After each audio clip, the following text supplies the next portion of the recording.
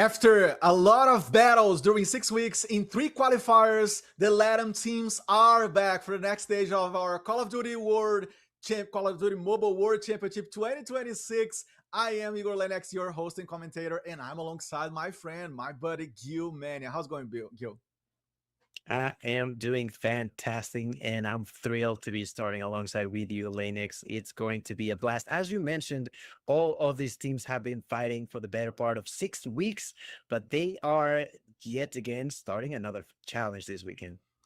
Absolutely. We're talking about the points major stage, which is going to be very, very awesome to watch. We're talking about a moment on the World Championship, guys, that is going to provide the teams with more points, a higher multiplier in this case, for each single victory they have from today night to also tomorrow and Sunday. So throughout the weekend, you're going to discover who's going to be going up in the ranking, and we're going to be showing a little bit to you more about the format, as we have some of the open qualifiers that already happened before, Gil, with splits featuring the three qualifiers, and of course a lot of battle for those points to climb up in the standings. And now we land in a moment that is crucial for these teams. That's right. They move into the points major group stage, where the top 16 teams were drawn into four GSL groups, and the top two from each group will be advancing, narrowing the field into eight. And from then, they would be moving into the playoffs, trainers.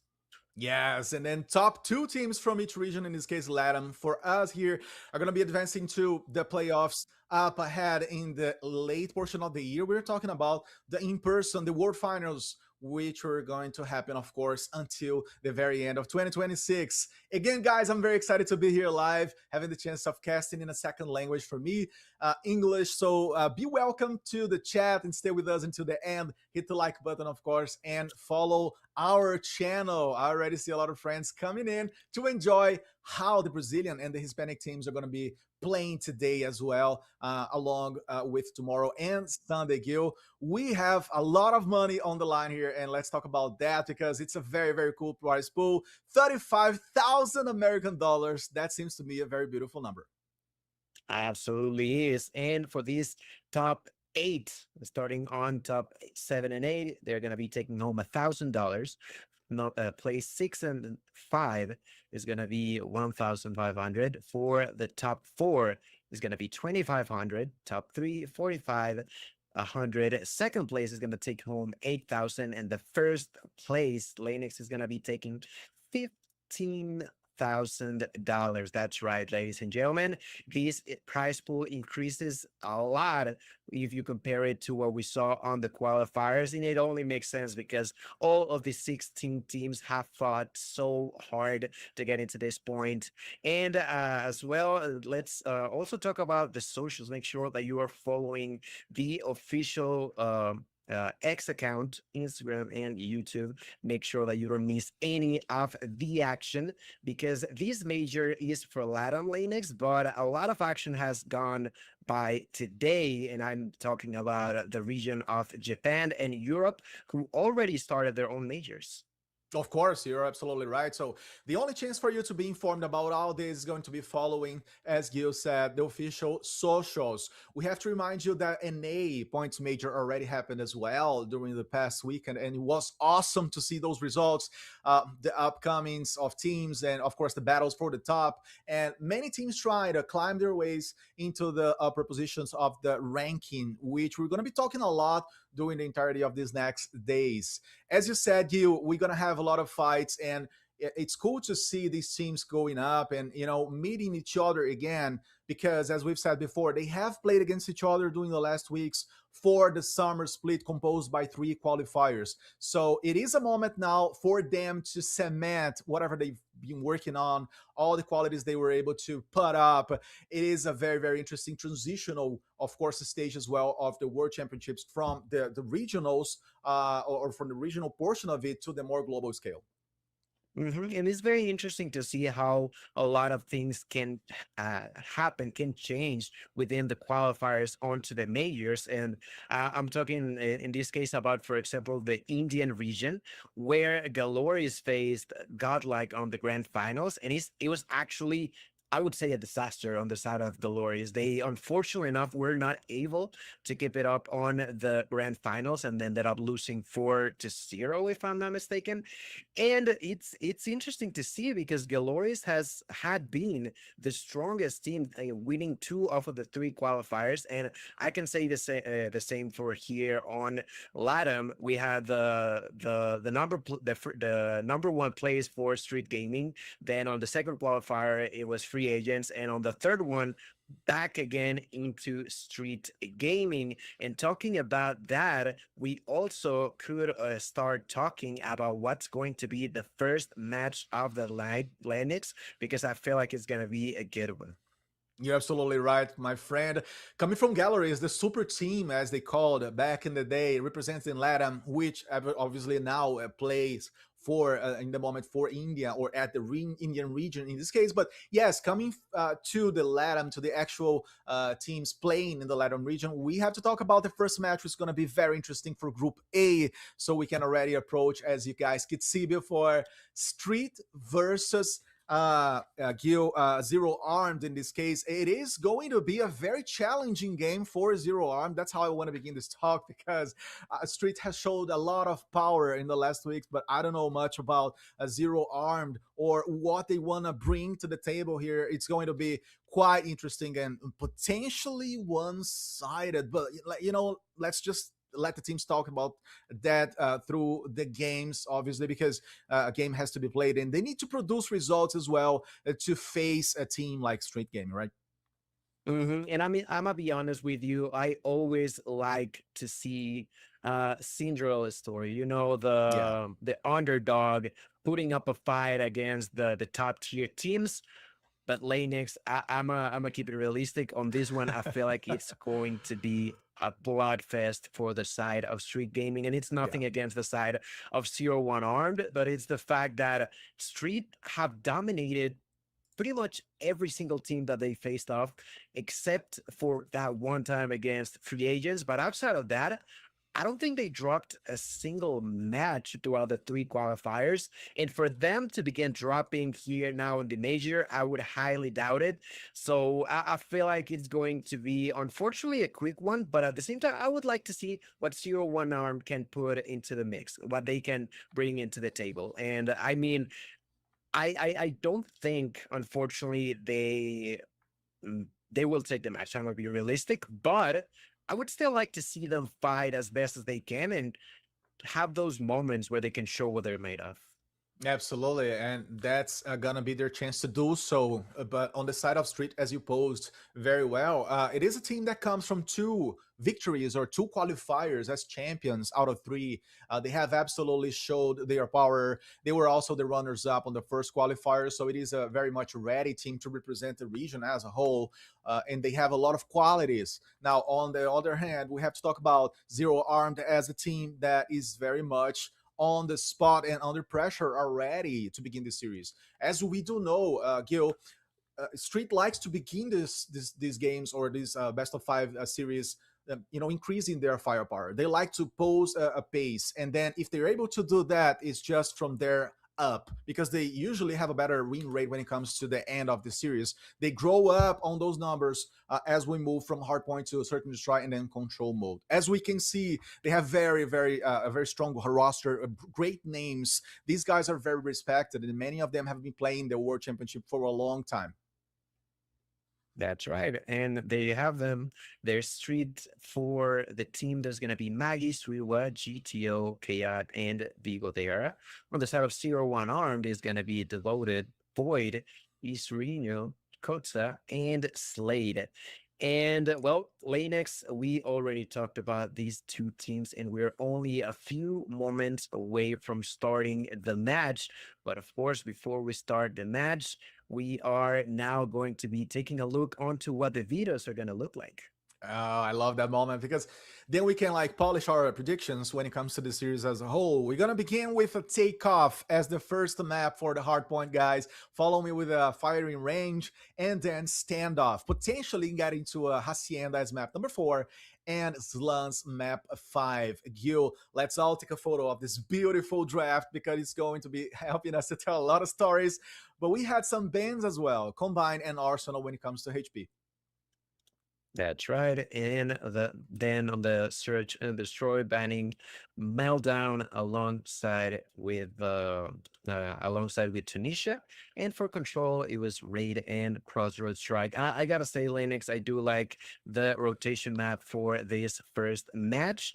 And well, we'll see. We'll see if we happen to go into a map four. Although I would be surprised, I can't always say that is a certainty because in the past we've seen teams specifically when it comes down to either search and destroy or sometimes even control where they can have a specific strategy to bring into the mix that can surprise a team or two.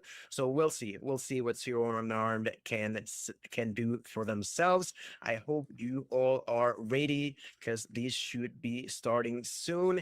And Linux, when it comes down to you in particular, who would you say on the side of Street could be the first player that you think of for these majors? That's an extremely hard question, right? To do right before the game, right before the guys can show their home qualities. But I take your point gladly because they have a lot of talents. They have a lot of synergy as well. And I could pinpoint any of these five guys, to be fair. But I'm going to take Chaotic. Chaotic, as we say in Portuguese in Brazil, but we're going to be calling him Key.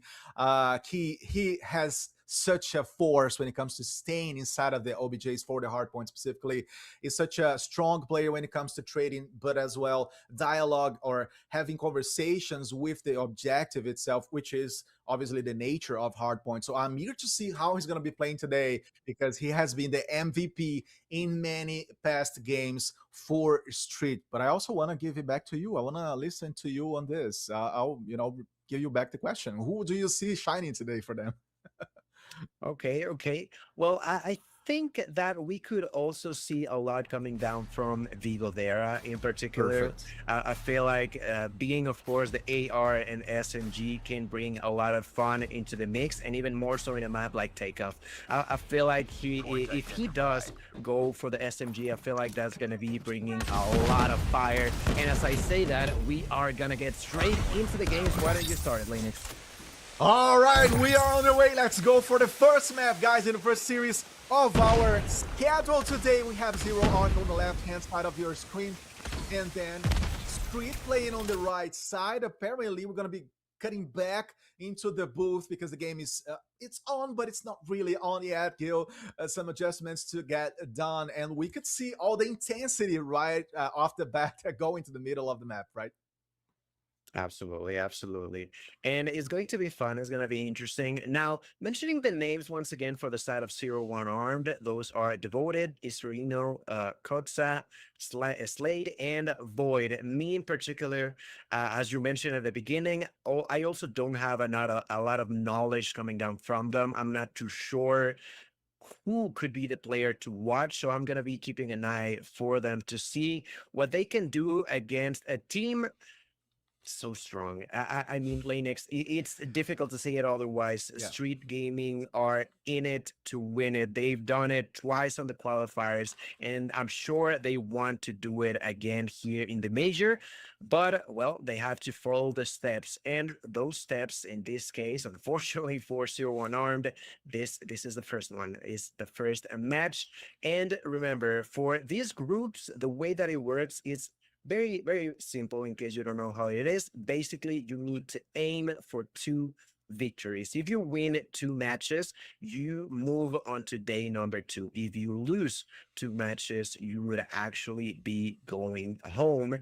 And as we all took a look onto what was the prize pool, Linux, well, going into day 2 not only warranties for you to still be alive, but also warranties at least $1,000 that I'm sure that more than one would be happy about. Absolutely. Also, because many of these players play remotely, as we do know, so it is a money that you're gonna have a chance to take to your side as a professional to reinvest potentially on your team, your organization, your conditions of work. So it is a very, very welcome amount of money for sure for many of these teams. And as we could see, it is a very comprehensive, democratic prize pool range as well, involving all the teams fighting and flying over the maps for sure today. But back to your point, Gil, as we still have a chance of talking about these teams, I would say Zero Armed, they have to show more. And it is a very, very obviously tough moment to do so during the World Championship because they have not been able to shine as much during the qualifiers. They were not coming to the later portions of the final days on either of the three qualifiers. So it's going to be their moment to show what they can do. And as you posed as well, we could potentially take a look at the brackets later on today in this stream because if you lose the first game, you're not out automatically. You're still gonna have another chance of battling against another loser opponent coming from the first opening matches, and that's gonna roll in all of the four groups composed by four teams each. So that's why we mentioned 16 teams. But Gil, they come from 300 teams from back in the summer split. So it is already quite a successful journey for all of them. No, it absolutely is. And that's the part that I love the most, Laney, because like you mentioned, 300 teams means a lot of people, and that's per region. I feel like in past years, it sometimes was difficult for you to gather your friends, gather your colleagues who you know are good at the game and move within the stages. But with so many different qualifiers, it allows for you to show your team, to show yourself, to show your skills in more than one scenario. Of course, if you are a team that is no longer on the beginning stages, but they are trying to fight into at least this scenario, the top 16 teams, well, this is the best way to do it. In the past, there wasn't a chance for you to constantly be playing against the top teams. And with so many qualifiers, with this major, it just brings so much time for you to show yourself, to improve yourself,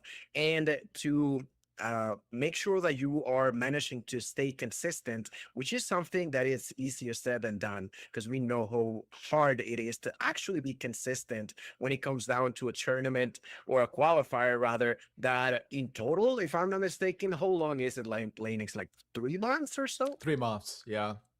That so the whole we have to also tell folks that the whole process of these two splits, because we had the summer split but we're also going to have the fall split upcoming during the second semester, so it is a fair and long process enough for the teams to adjust and to find that consistency you just mentioned. And I love how the teams are using that to evolve and obviously upgrade their levels and get to potentially higher global stages and spaces. Why not in the end of the year? And I love this format. To be very fair with you, Gil, it is democratic. It is wider and gives the chance of us to see more from the teams as well.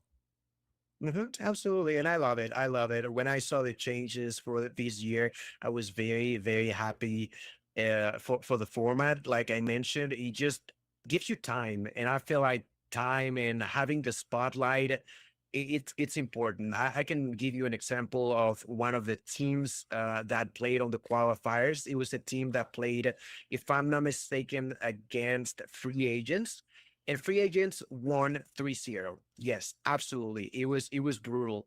But there were two players in particular. One of them was Sakin, and the other one I don't quite remember his name.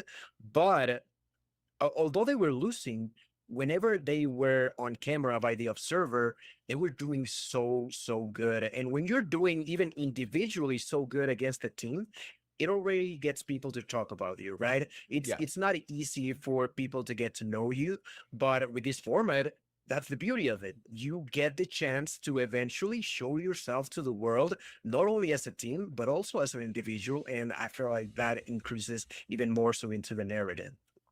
Oh, 100%. And that's why I love this format, to be very fair with you, because we have been seeing different players, different names. Eventually, you got a new talented young coming up because precisely of this kind of format and schedule. And I want to say hi to everybody in the chat now. Thank you guys for staying with us. Everybody who comes from wherever you come. So Brazil, Latam, South America, thank you so much for the presence, staying with us.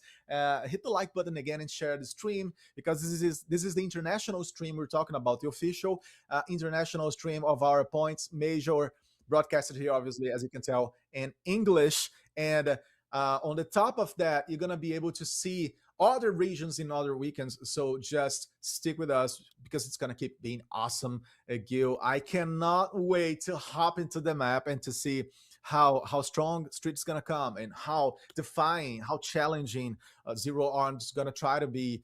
Because as we do know, there's always some level of anxiety, right? In the beginning of the maps, it's all about setting your emotions, setting your mentality to fight properly. And obviously, against the Street, it's gonna be a very, very tough mission for Zero Arm.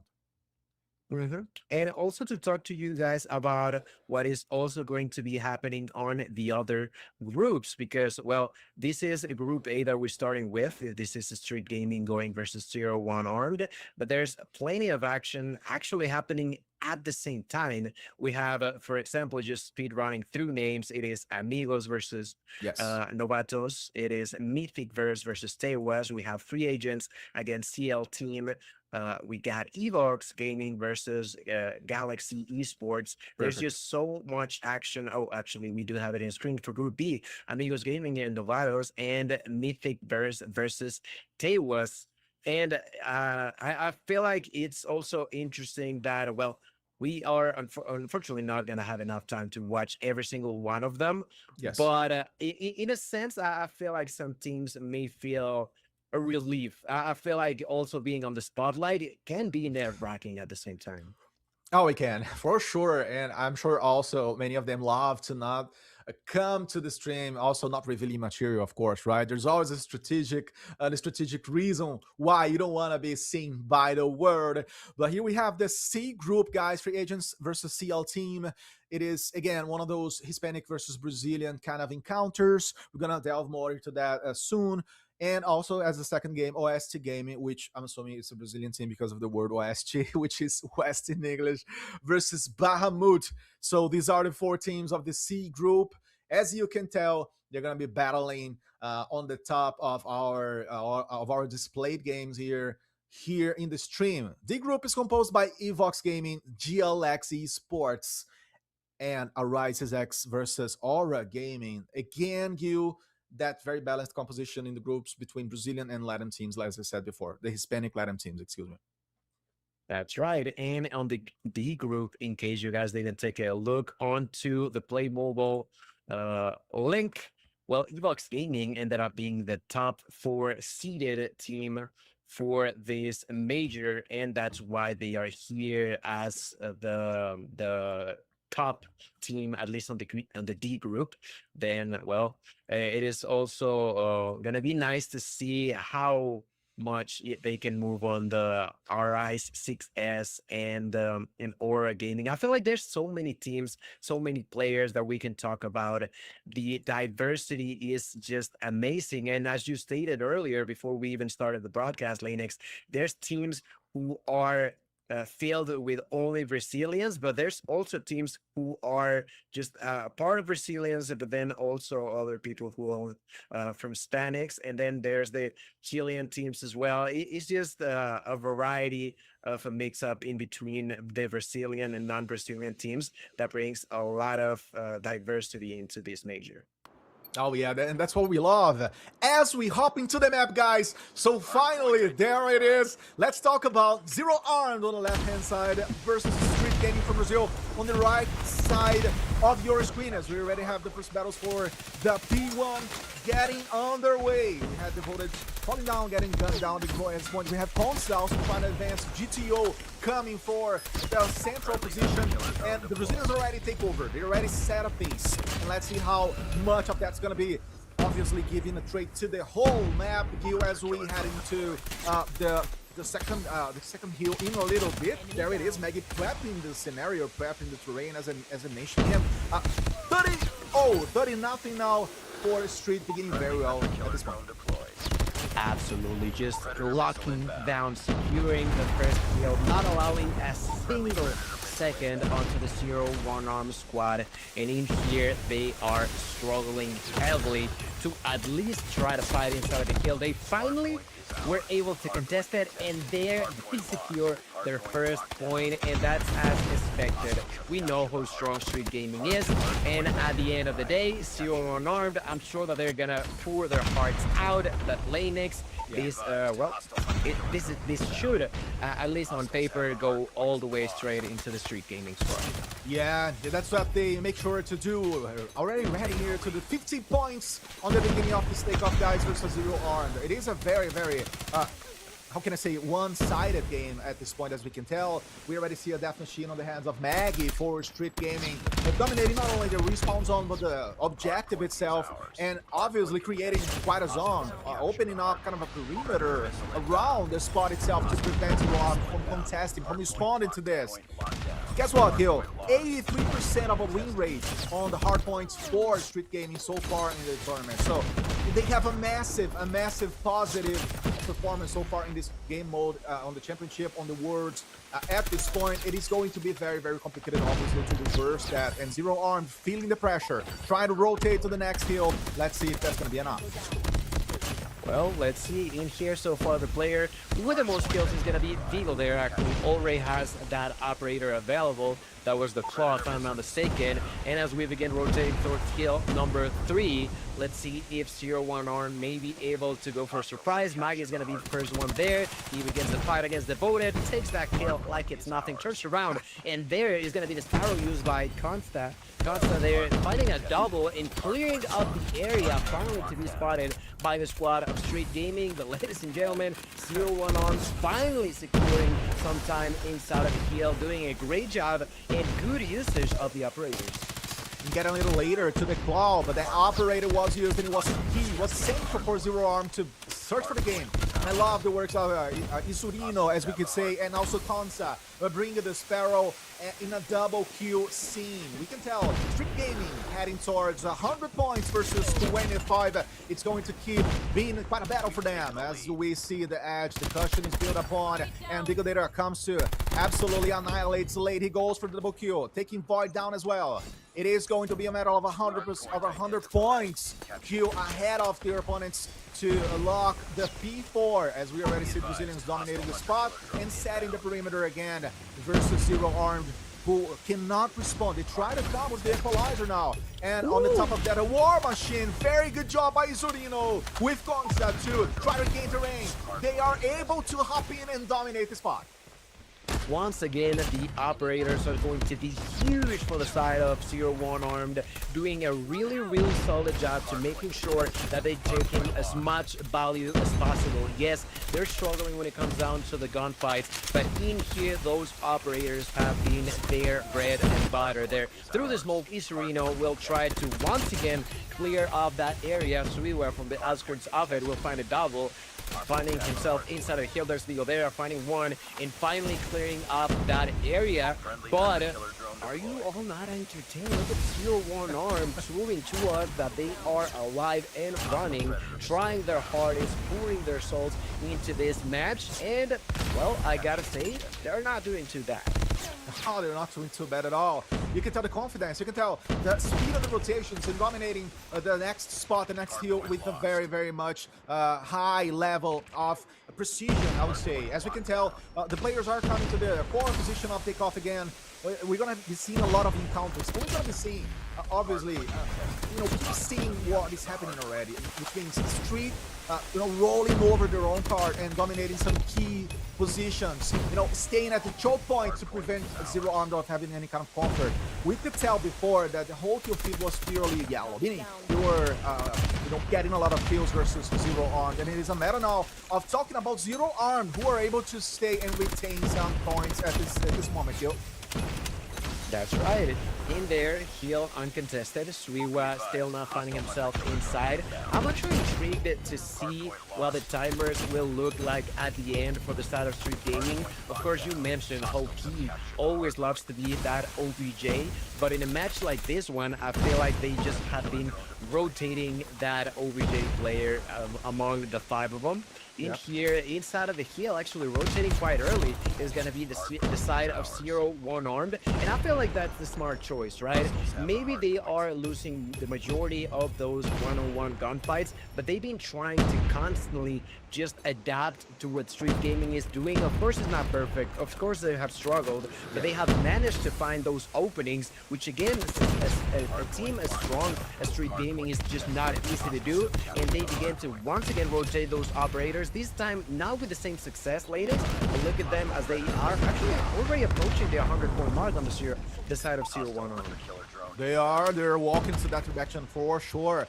But at the same time, Street, we have to emphasize that, guys, is managing to keep 100 points away from their enemies. So this has become actually the pattern of the takeoff at this point in the series. We have devoted doing a fantastic job at marking that specific pixel on that occasion. GTO taking Conta down, trying to rotate. Let's see if there's anything left on the first map over here. We are getting towards the late game portion of this map. You can tell, okay, taking some kills out of the position, out of the spot, and that goes to show the level of comfort they have at this moment. A lot of players inside of the hill, but also dominating the skull zone, all these lane spaces that we have surrounding the objective itself. And it is cool to see how Zero Arm is going to respond to that if there's any kind of time. We saw Insurino taking Suiva down. Now Slay takes Chaotica down. And GTO tries to do the same. Gil, great game for both sides. I would say Zero Armed is alert, right? They are on alert mode. They're not at all napping. They are trying to do the best they can. Absolutely, and it has shown many a times. There's yet again another spiral for Conscap, finding one, turning around, now with the Switchblade, trying to defend from the inside, going for that kill to GTO, does get the assistance, smiling with a triple kill, will still not be enough, and that is the power of the team of Zero. They are constantly trying to just put it in a difficult situation as best as they can against the side of the street. There's Vigo. They are finding not one, not two, not three, but a quadra kill in there now. Something with a hunter killer drone now trying to secure yet another area. Less than 50 seconds away from victory, and I'm sure that Street Gaming will try to end it as fast as they can. But Zero, let's see how long they can prolong this one. Yeah, maybe they're just, stalling the inevitable here. Let's see how that's gonna keep rolling. Maggie comes down and takes another opponent. You're talking about Bigo. Oh my god, wait a second. Because GTO is a massive force now. He's being brilliant. And Suiva with the equalizer does the same. And then the firepower from Street Gaming keeps rising and rising as we reach the final moments of the game. Again, Suiva not thinking much to do what he does, not hesitating at all. We have GTO protecting the point from inside. That's gonna make it extremely tough for Zero Arm as we reach the countdown moment. Almost 8.7 now. It is a medal of 4. 3, let's see, 2, 1. Street Gaming almost taking the map, just one more second. And that's gonna be it. They're gonna be able to wrap this one versus Zero Armed. Void trying to stay there, but there it is. Enough of takeoff, 1-0. Humania Street takes the first map in this best of 5 series.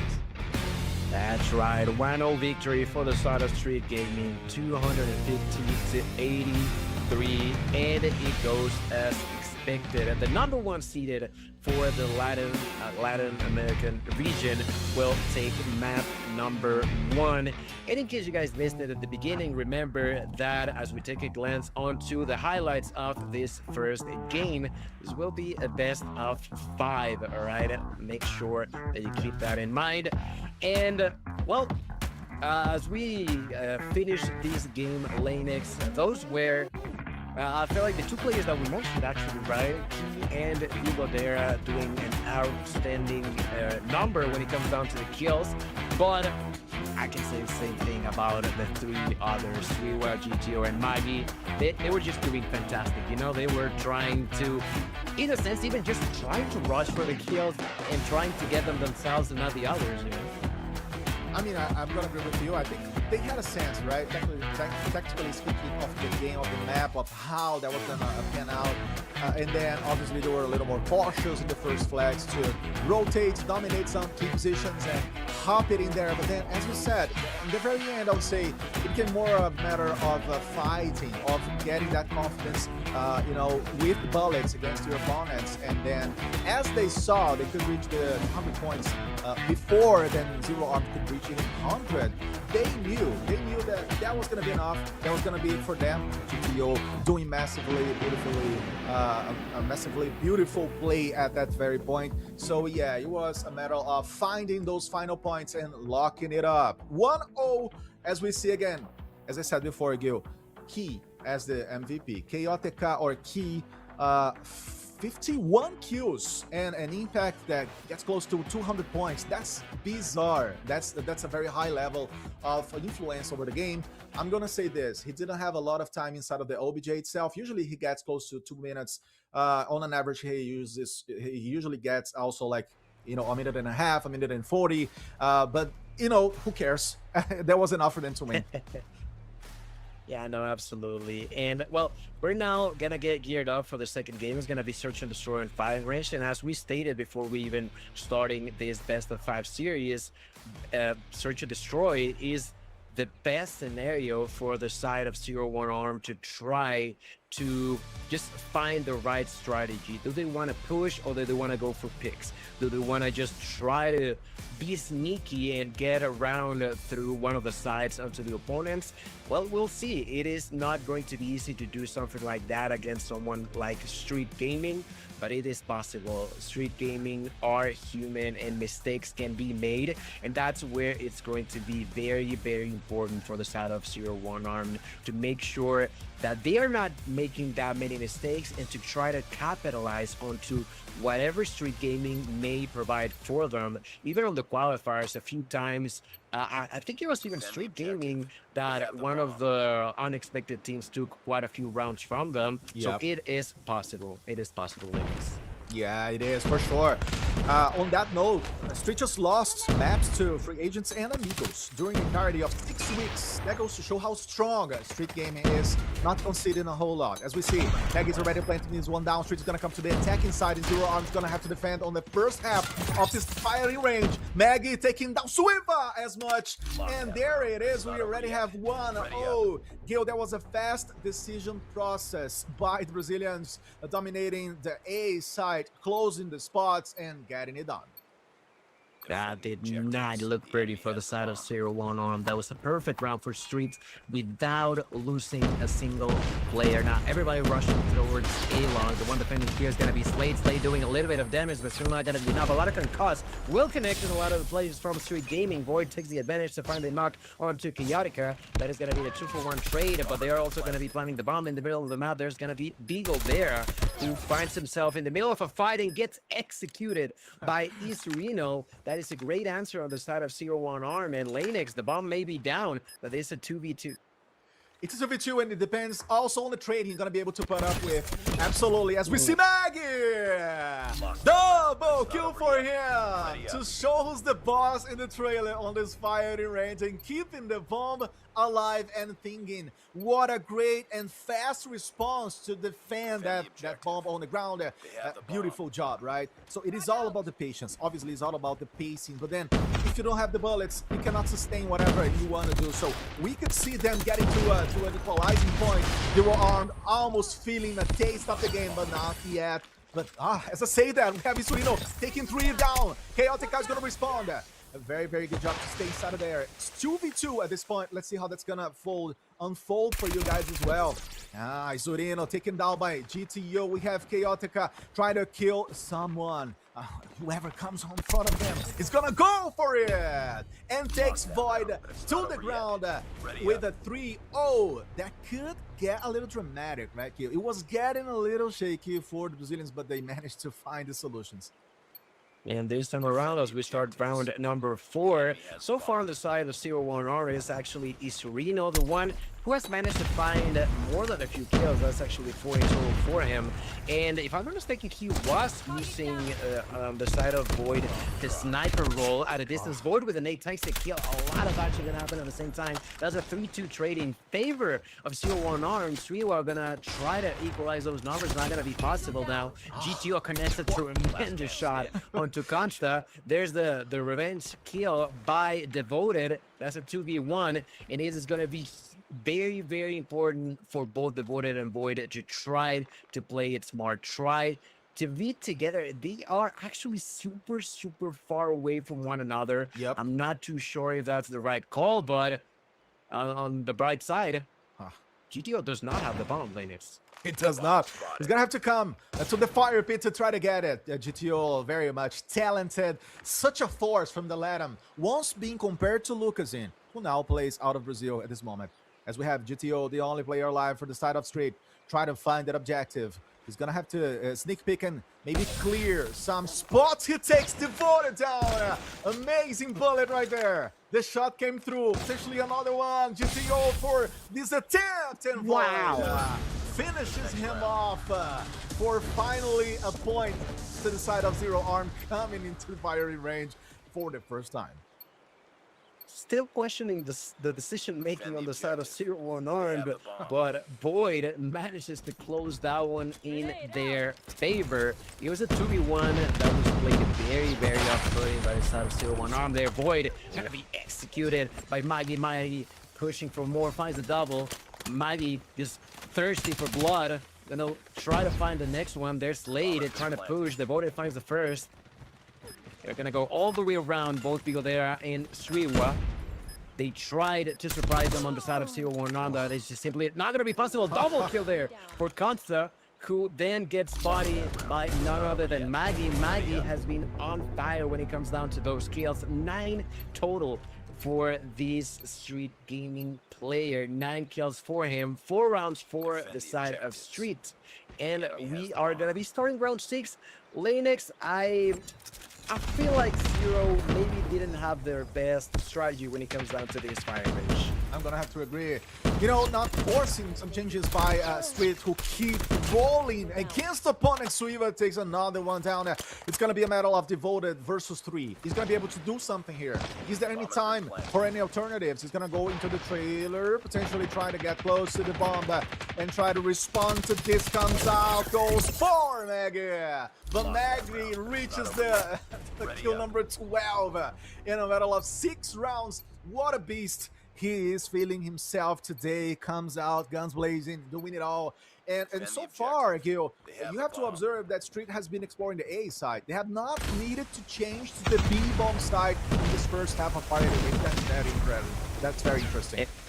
And after like Zero-1 Arm noticed that and tried to prevent them from doing so this time around, there's going to be a 2-for-1 trade in their favor. Now we go there in a difficult situation, gets executed there by Void. GTO gets a revenge frag onto Devoted. 3 versus 2, and Zero-1 Armed once again will have the opportunity to try to close the up. Void with another great shot, this time onto Kyarica. GTO gonna be now on a 1v3. Finally, seems like Zero-1 Armed were able to stop the train of action coming down from Street Gaming. Yeah. Now let's see what Zero can do, because they are super spread apart. Yes, they know where GTO is. Yes, they will take that kill. But I still feel like they are playing very individual, very much so alone when it comes down to the later portion of these rounds. At the beginning, they play together, but then it feels like there's no cons and they just go roaming around the map. It's funny you observe the same thing I was going to mention. They love to play spread apart, right, from each other. They do not compose compact blocks at this point in the game. As we see around, that rolls entirely to the side of Street Gaming at this point. We have, though, a 2v2 to observe here, as Maggie is going to roll through the map. He's using his prize fighters, almost finding Isurino. Isurino was able to catch that one on the move. So nice response. And as we see GTO trying to find more opponents. We know that the B bomb side is already holding the C4 itself, and Steel comes for the fight, but Isurino was well positioned, and it is their third point. Zero armed beginning the game or beginning the map, Gil, nappy kind of vibe, but then waking up suddenly and opening up the game. And I mean, if you look at both Historina and Void, both totaling 17 kills on only 8 rounds, not doing bad whatsoever. Looking at those stats, there's Maggie trying to prevent the push, finds one, finds two, finds the third, goes for the quadra kill, just annihilating absolutely everyone. That's going to be now 18 kills for Maggie. It seems like zero as we flip spawns. We're trying to do the same thing, Lanes, be aggressive, but Maggie was ready for it. Maggie has been, oh my god, has been the MVP so far on this one. It is incredible what he's able to do. 18 eliminations in 9 rounds. So that's a massive amount of kills. Devoted takes Pico Data down. Let's see what else is gonna happen on this round. Maggie taking Isurino to the floor. We're gonna be seeing Maggie going for a triple kill. Lucas Maggie from Brazil, amazing job. He was able to keep on the streak and he totally dismantled whatever Zero Armed was trying to do, even though they were able to bring this bomb to the B. Let's see what else is going to happen. Slade takes 2 Brazilian players. It's going to be a 2v2. Zero Armed reopening the round. What a talent they have to respond, to find a game again when it's apparently impossible to think about that. And Consta brings the 4th round here now. Okay. Seems like the strategy is just brute forcing their way into one of the sites. It didn't work on A, and it did work on B. That was a great round for 0-1 Armed. Not too far away from the side of Street Gaming as we start round 11. There's going to be 2 kills immediately going in favor of Street Gaming, who are not off to play. There's Maggie with another kill. Vigo there pushing for more. Boyd's going to say no to that. Boyd is still alive. Boyd going to find a double. Boyd going to try to find a triple, but Fuwa will say no quickly to it. Now Devoted in a 1v2. Let's see if he can manage to compose himself. It is doable, but he has to be careful. He's got to be patient. He's got to trigger discipline. Goes to push for 1, takes it, turns around, goes for the double. Tulo had no idea where he was. And with the drop shot, real confused the opponent because I feel like he had no idea where he was and takes that kill. He was in such a tricky position, right? Having to jump shot versus 1, but then feeling the bullets coming from the back, from the rear position, and he was somehow able to take 1 down, but not the second one. 7-4 for the Brazilians of Street Gaming, trying to wrap this one up, but they're feeling the drama.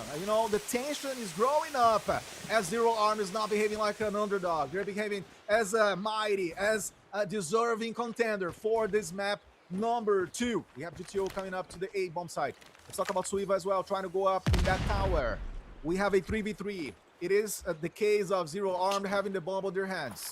So it's going to be about Konza. It's going to be about what he's able to do at this moment, as we have Suiva already observing some spots. We have Chaotica coming to the tires position. He takes a Konza down. He's going to be able to maybe find someone else on this very same play. SKS on his hands, patience as well. And Suiva is gonna be observing whomever is gonna be passing through this choke point. It is a final battle. Let's see Suiva taking Void down. Beautiful job, Chaotica! Versus Isurino, he was able to stand strong and find his final kill. It is map point for Street Gaming. And it seems like it could be the beginning of the end for 0-1 Armed. They already lost game 1. They are closing to also losing game 2. Street Gaming trying to close this one up with a 9-4. Let's see if they can do it. Maggie going to be pushing through trailer. There's Eagle there, also finding 1. Chaotica finds not 1 but 2. Double kill there for him. That's going to be a 3 versus 2. Only Void and Isurino remain alive. The 2 players who helped a lot the squad. One of them will be dropped dead by GTO through a wall with a sniper. Void completely alone, missed the first shot. Tries to go for a wall bind. He's completely spotted. Not a whole lot that can be done. That is round. That is game. That's a map for Street Gaming, ladies and gentlemen. 2-0 lead going for the strongest team in the region. 0-1 Armed. I feel like they had their moments, but Street just were not gonna let this one slide any further. They were not Gil. 100%. As we can tell, a very, very hot beginning. A stellar start for them on fighting range, followed by some interesting moments. Obviously, Zero Arm tried to heat up the map, tried to find solutions, but they were just not able to sustain that over the entirety as well of the second half. As we could tell, Maggie took matters into his own hands. He had a mission. He knew what he needed to do, and he went for it. Almost 30 kills himself alone for a fantastic performance to help Street to keep their high quality, immense and beautiful win rate. 100% victories they had so far since the last 6 weeks, obviously including the summer split games. So Street Gaming never lost, specifically in fighting range. So we see some of the numbers that reveal everything that happened. And Suiva came as an 11 kill, but yeah, he's made like a like a shadow, because 23 kills is bizarre for such a skill. It absolutely is. Pretty much nearly 2 kills per round, with an over 3.0 KD going down for Maggie. He was a one-man army. He was like, Lanex was talking about Chaotica, with Gilmania talking about Beagle there. Let's talk about Maggie Yes. and those crazy numbers that he put on this S&D. We're going to be moving on to the control Lanex, and Wow. well, seemingly is going to be going as expected. We should be approaching the end of match number 1 as we jump onto stand-up. And listen, this is how it might go down. We might have a first round where Street's gonna go for the objectives, gonna go for automatics. It's gonna try to trade it out a lot. But then eventually, by the second round, they're gonna realize they have a lot of ops charged up, and they could use that to provoke or to force a spawn trap versus Zero Arm. So there is a real risk here of that happening, and it's standoff, as we know. The teams are on the way to their positions and objectives. We have already a lot of movements. No kills so far. Interesting beginning. As I said, a little bit of a self-study. Both teams observing each other as we have TPO trying to come up on the hotel or any area. Suiva takes Sizurino down. He comes with the Switchblade, which is a very strong meta weapon, as we do know. But listen, Street Strider a little bit ahead when it comes to lives. That's right. In here, they are not even caring about the objective on the side of Street Gaming. They know that they can just play it as if this was a team deathmatch. They're just shooting for the kills, and that's about it. In here, in the middle of the map, there's going to be GTO finding a kill. Few seconds in here, there's Chaotica with the SKS.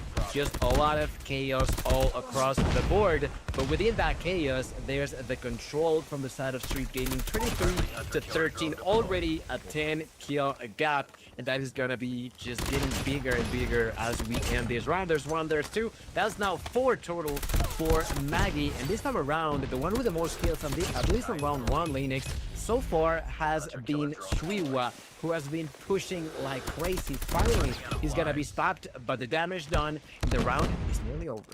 And usually, it's Picordero to do that. He is the player that goes to try to force you behind your own lines. He is a player that really takes the space out of the opponent. But today, yeah, right at this point, Suiva is taking that position on his hands. And 17-1 goes to show how much Street was, looking at the objectives, but at the same time, I guess Gil is lightly ignoring it and thinking, let's just, use the objectives as a decoy to go for the kills. And the kills themselves help them to open this 1-0 edge at standoff at this point. We're going to be looking at how Street Gaming now is going to be defending themselves, dominating the spots, between A and B, obviously, and also close to whatever Zero Arm's gonna be getting born or getting spawned. We have GTO already massively taking a lot of enemies down to the ground. What a beautiful streak by him. He's not over. He's not done yet. He's gonna keep doing what he's doing, and that's fantastic for the Brazilians. 28-21, now 20 for Zero Armed.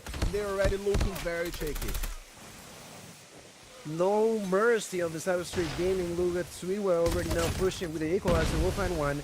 We'll try to go for 2. Through the smoke, has to be cautious. Double kill there for Maggie. Using the death machine now, spawn trapping the heck on the side of 0-1 Arm. Street Gaming just bringing pain into the bodies of 0-1 arm. They are done being nice. They just want to end this as quickly as they can. Make it through the smoke. Finally, they will fight him, but that's just not going to be enough. There's Vigo there with a double kill in the claw through the smoke. No fear, just fight, shooting through it. In there, gets another kill to the face onto the opponents. They just don't care. You said it, objectives do not matter. They just want to end this as quickly as they can. We are going to be ending round number 2 in Lanix. There's only been 25 kills total on 2 rounds for 0-1 arm. They're trying like crazy. They are. The streets are just too hot to handle.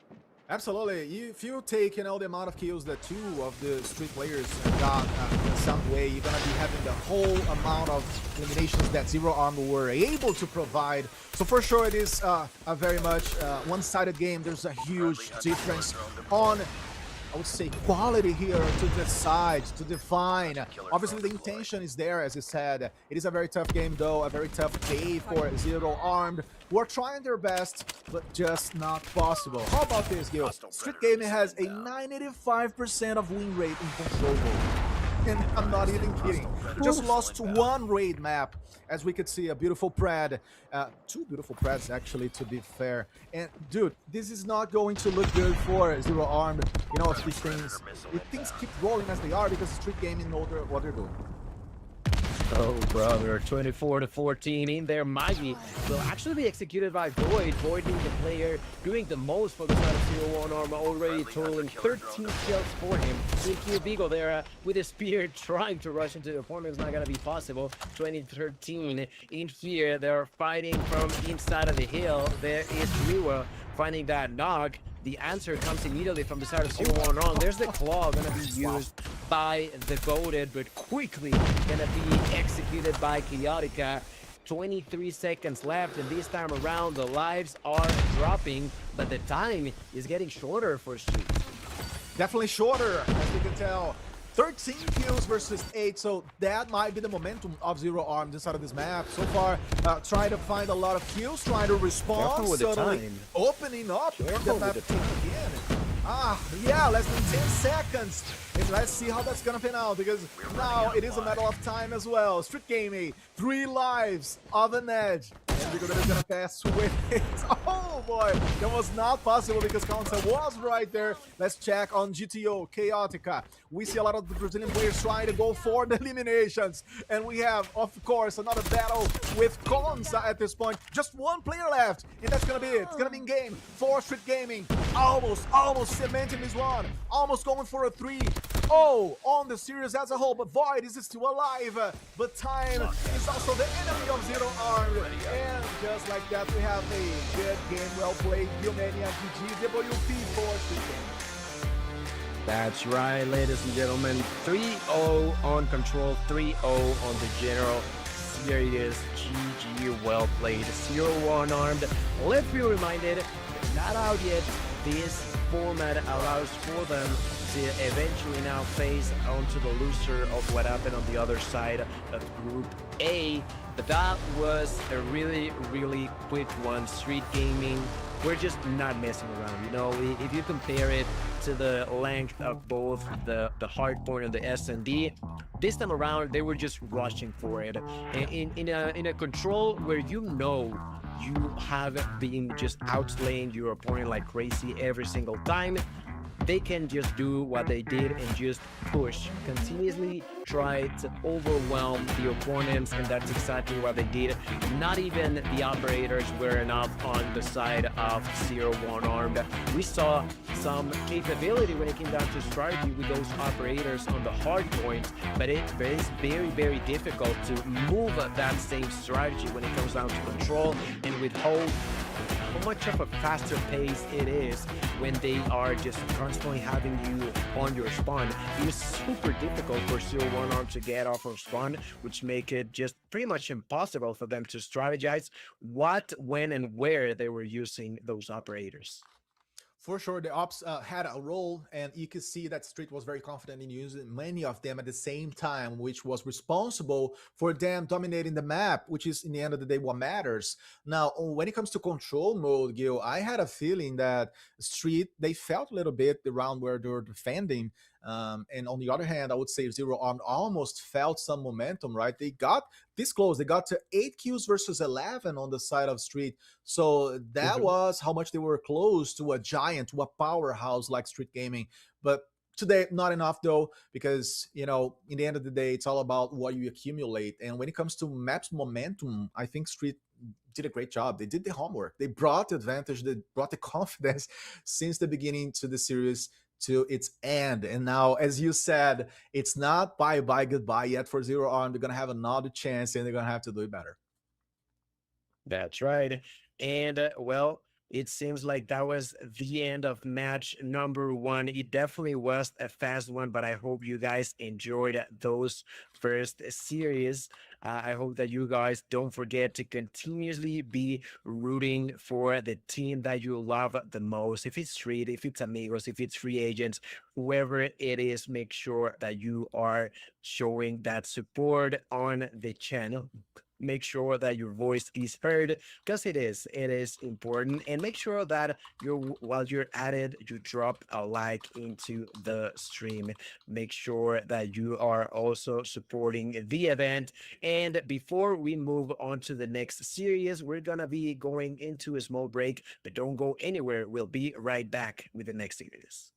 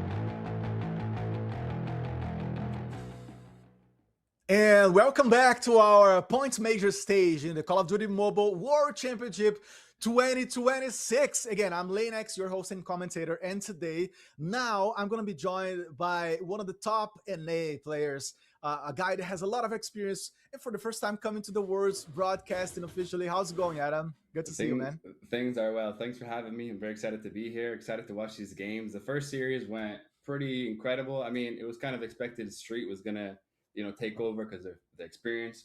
And now we got Arise and Evox coming up, so I'm excited for that series to go down because I don't know both teams.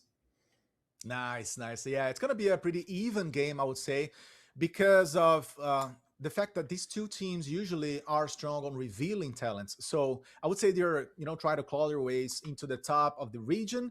So it's going to be very, very, very even for us to watch, potentially even more balanced than we have seen from them during the qualifiers some weeks ago. So Evox Gaming versus Arise 6S, guys, purely a lot of Brazilians here, right? On the Evox side, we're gonna have a fully Brazilian squad, and then for Arise, we're gonna have kind of a blend between Hispanic, Latins, and Brazilians under a Chilean organization. Just so you all are on the same page as me and Adam. Dude, it's good to have you here to talk about Latam. We have been having the chance of talking about NA and other regions, but it's going to be great to see how you're gonna observe these guys and what you want to come up with, to tell us about them. Yeah, absolutely. I think Latam, being a player, versing Latam regions, and just observing throughout the years, you guys usually have a lot of aggression in terms of the players. They play aggressively. They also play really well as a team, and they have a lot of passion. So it's always fun to watch. I'm sure it's going to be a fantastic game. I mean, you have casted a lot of Latam games, I'm sure, and obviously NA. What do you find is Latam's biggest strength from all the games you've seen? I'm going to have to agree with you. It comes from the aggressiveness and the level of intensity that the Latin teams and Yes. players can bring. I think Yes. many people in other regions are going to agree that the Latin teams are able to put a certain pace.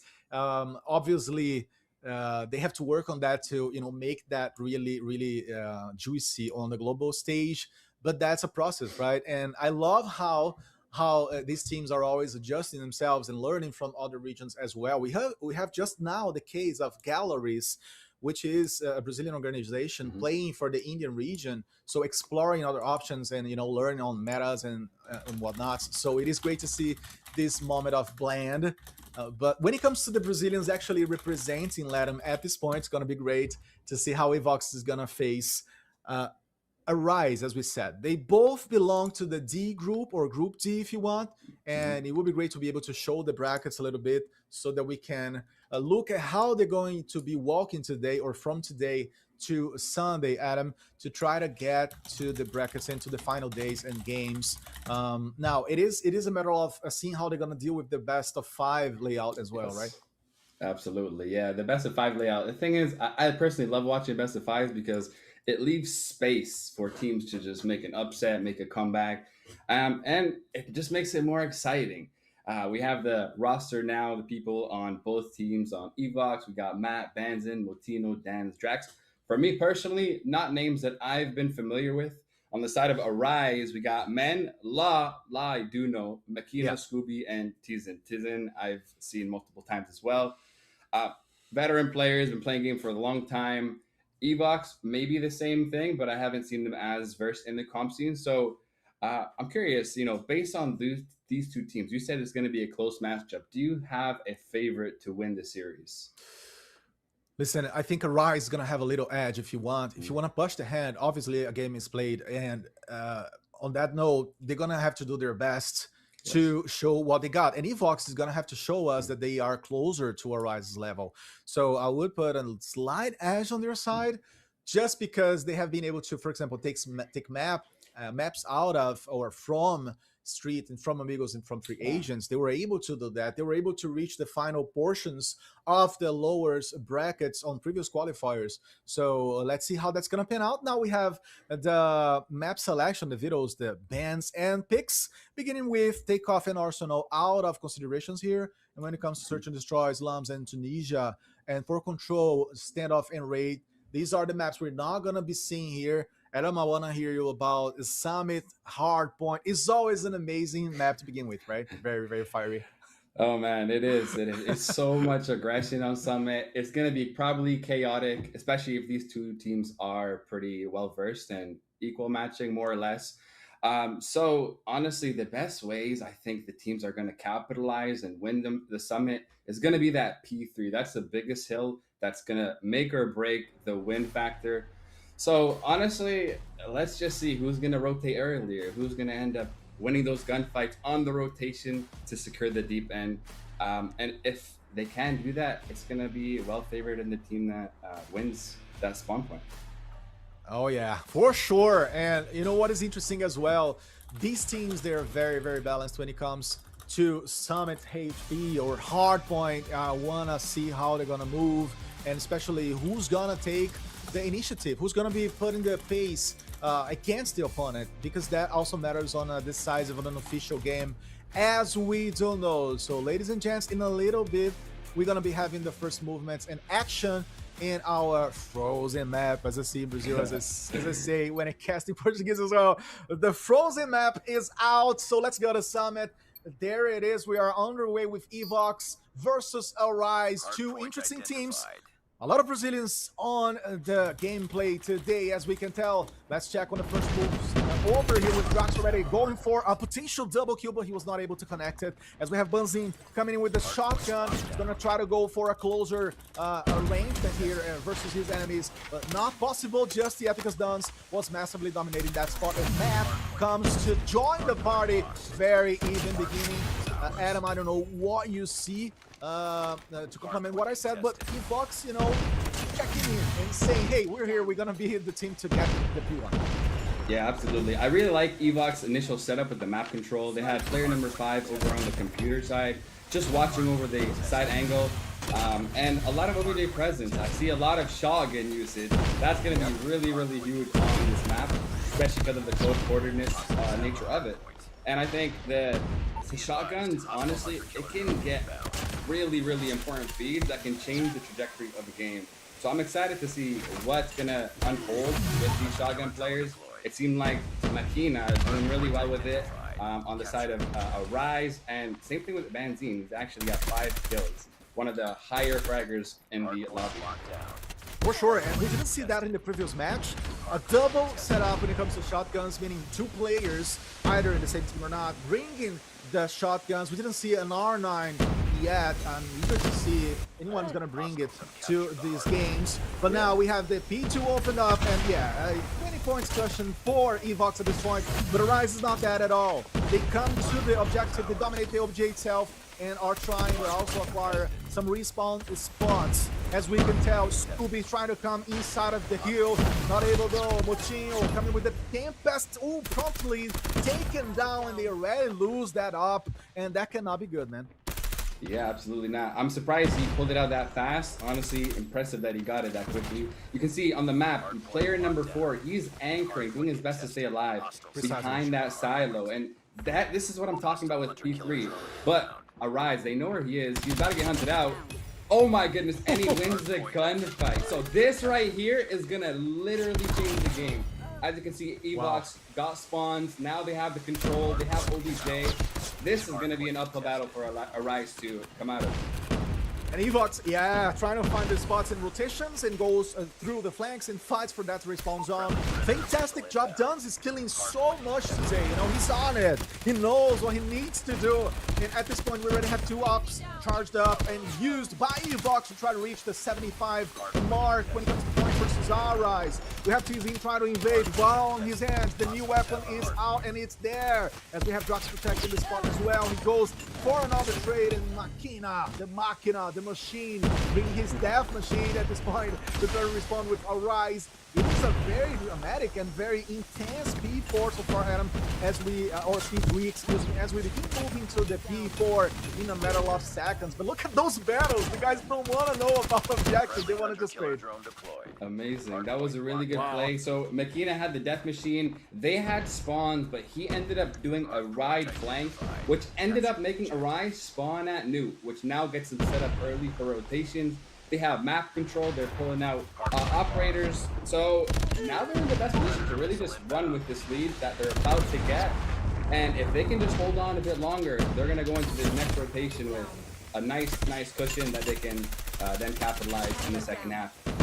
Yeah, and what is crazy to me that Arise does not have still actively the respawns. You can tell, okay, now I can say that Laucito for the Latam region finally was born over there, and Drax comes to the book with the impulse. A fantastic job with the operator, he's still on it. Oh my god, goodness. Drax, 5 kills, that's a beautiful streak, he's not over yet, and it's not done, it's not off, and that helps so much the case of Avox, their cause to get back to this game, as Moutinho already has his Tempest activated as well, and the game just gets crazier and crazier. I love these tactical teams, to be honest.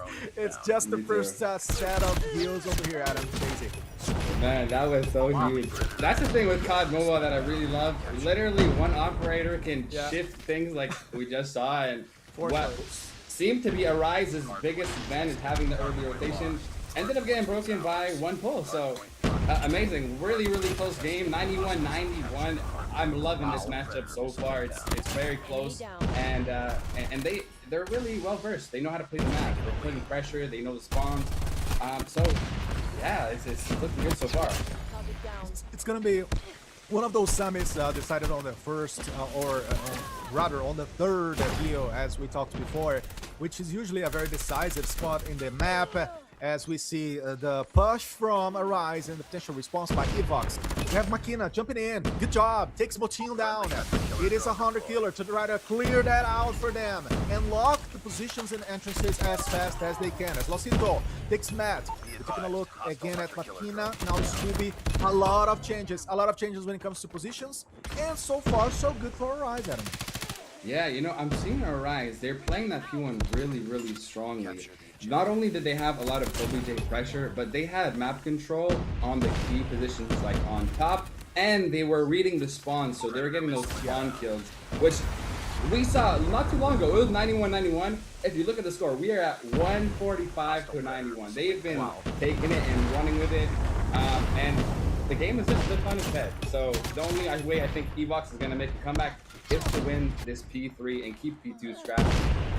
No, totally. And how did we come from 50-50 points or heals to 80-20, let's say, right? Or 90-10% towards Arise, because they massively took over and dominated this last P1, as we are seeing the P2 going to its end. We have a lot of kills on their side. Stazine taking Bunzin. Lau with the equalizer. Makina also pulls his up out. And it's going to be 164 Rise, creating a nice, beautiful cushion of 70 points versus Evox. And that's going to put a lot of pressure on their side, Adam, for the next hill, which is going to be coming up at any second. Oh my goodness, Linux. Arise is heating up, man. They are heating up. Before, what was so back and forth is now just turned. I mean, they are just winning the gunfights. They are getting the map control. They are getting spawns. They have operators. The way for Evox to climb out of this, it's going to be really tough, to be honest. I think they need some really good operator usage here, and if possible, a flip. For sure, we already had a War Machine activated as well by TZ. We're talking about almost 200 points by Arise. And they dominate the respawn in the hill itself, as we tell Makina try to invade goals for it and tries to find some comfy spots to, counter Evox, who are not able to play the game anymore. They are totally locked out, and Arise gets to 200 points with such a dominance. Look at their stance, look at the optics of this, right? Someone hopping into the stream now, Adam, is gonna think that we're talking about a one-sided game, which is not the case, but now it is apparently. Crazy, it is crazy. Now, a man is leading the lobby with 40 kills. He is providing a lot of value for his team with the slaying abilities. But honestly, like, it's pretty well spread throughout the Arise team. Everybody's equally talented on that roster, and I think now Evox can start to maybe do something if they can just hold on just a little bit on this hill. They have spawns, they have pressure around the hill and on the hill. They just gotta win the gunfights, maybe pull out some operators, if possible, get some streaks. Drax gets a nice 3-piece, really important. That's gonna really help them try to claw their way back here. Oh, for sure. So far, yeah, Rise has been very assertive on finding those positions and fighting better. We can tell a lot of switch plays on the hands of many players. And for you guys wondering, obviously, switch play X9 pretty much in the meta at this point. On the top of Bao, which is coming up as a rising force when it comes to damage, we had Makina locking that region and taking a look at that pixel. Teasing double kill. Mans comes from the back, and we are going to see both teams fighting for the next P1, which is already opened up. We can tell, or in a second at least, we can tell many of these teams getting to this region to try to dominate the previous positions. Mans, what are their captains, Adam? So Mans and Dezin, the Brazilian guys on the rise, are such a force, such a leadership duo, to make calls and make decisions with the team. But again, it is a beautiful team as a whole. And at the same time, Evox is trying to go for the all-in, using a lot of options at the same time. Yeah, this is their Hail Mary, their last resort. They got to put everything on the table here. Otherwise, this game one is going to arise. They are not going to let it happen, though. Makina gets a great two-piece. Make that a three-piece. That's going to be all she wrote, I think, as long as they can get in this OBJ, put that pressure. And, oh my gosh, Evox is just pushing. You know, the thing is, it's never over until it's over. And if they have faith, if they can just get those important gunfights, one kill at a time, one OBJ at a time. I mean, I've seen it happen in different occasions. It's possible they can still win this. Is it likely? No. Crazy late portion of the game, as you can tell. Evox trying to do their best, trying to get back to this, potential map. Well, let's see, Arise is just 9 seconds or 9 points away from locking this one up. We have 2 ops charged up and used by Arise. Gonna try to come to this second heal. Let's take a look at Makina. They're going for the fight and, totally annihilating Dons. Another one takes Matt down. He stays inside of the point, and that's gonna be it. This is GGWPVD. Good game, well played for you guys. And Arise comes out on the top as the winner 1-0. They show what it takes to open up, the series. Yeah, that was looking really close in the beginning. The first half, we were on 91. Wow, and then something just flipped in the line. I think we started to get more comfortable. One of those nerves started to wear off, and they just found their footing. They found their flow. And at the end of it, I mean, it was literally, almost double their points, which is kind of insane to think about when we look at the first half of how it went. Unexpected result. Exactly, yeah. I mean, judging by the first half of the game, you could expect a 250-249 that we sometimes see in very dramatic occasions, but that was not it for today for Evox at least. As we said, twice as much as points for Arise was quite a surprise, and maybe justifies their name, Arising, right inside of the game. I like that. Doing a fantastic job. Such a Phoenix team. They were in locked positions. They were facing a strong opponent, but then, they were the ones to be a little more consistent, I would say, and took those kills. We could see Mans as well, getting up to 40 kills on the board. So he knew precisely what he needed to do. It was a force, as I said, such a leader for the team. Obviously, we cannot access the calling or listening to check communications during the games, but I bet with you, Adam, that, it was a very tense call, precisely.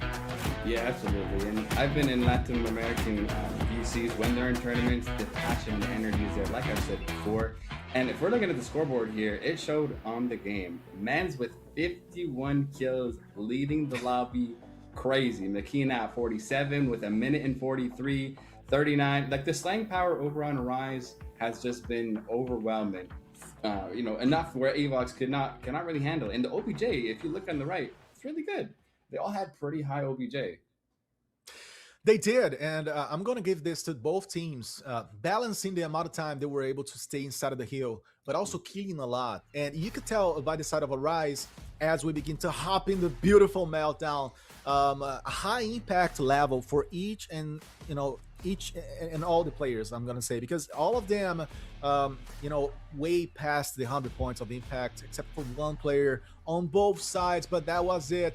Arise again. Chilean organization, if you will, composed by Hispanic Latin players and Brazilians. Now, on the side of Evox, you have a fully Brazilian team. So let us know who you're rooting for in the chat, guys. As me, Lennox, and Adam, we're gonna be hopping into Meltdown. Such a classic map. Adam, I wanna hear your thoughts about this because this is such a the classic and beautiful map, in my opinion. It really is. With this map, man, there's just so many little angles, so many flanks that can happen, a lot of unexpected things. So I think the team that's going to come out on top, people might say it's a Rise, but SFE is so unpredictable. The thing is, an underrated team might take the win, and if they can position themselves right and get right timings, they can really put this map on its head. And here we go, already 2 kills on the board on either side, 4-4. They're playing, it seems, like more passive, and I think they just want to get their picks, get information, kind of feel them out before they decide what they're going to do. And because of the fact that Arise did not do kind of a full-on push towards any of the bomb sites, they rather retain their positions in the core of the map. They were able to retain and wait, but Matt just takes Makina down just like that in a beautiful shot. And we see now that maybe the lack of strength or speed when it comes to rushing is going to cost them a bit because they already lost 2 guys versus 1 on the side of Evox. We have Matt again for another attempt. Oh my god, he was almost there. Nothing, barely sane with the life of his opponent. We have Tzin coming through the middle.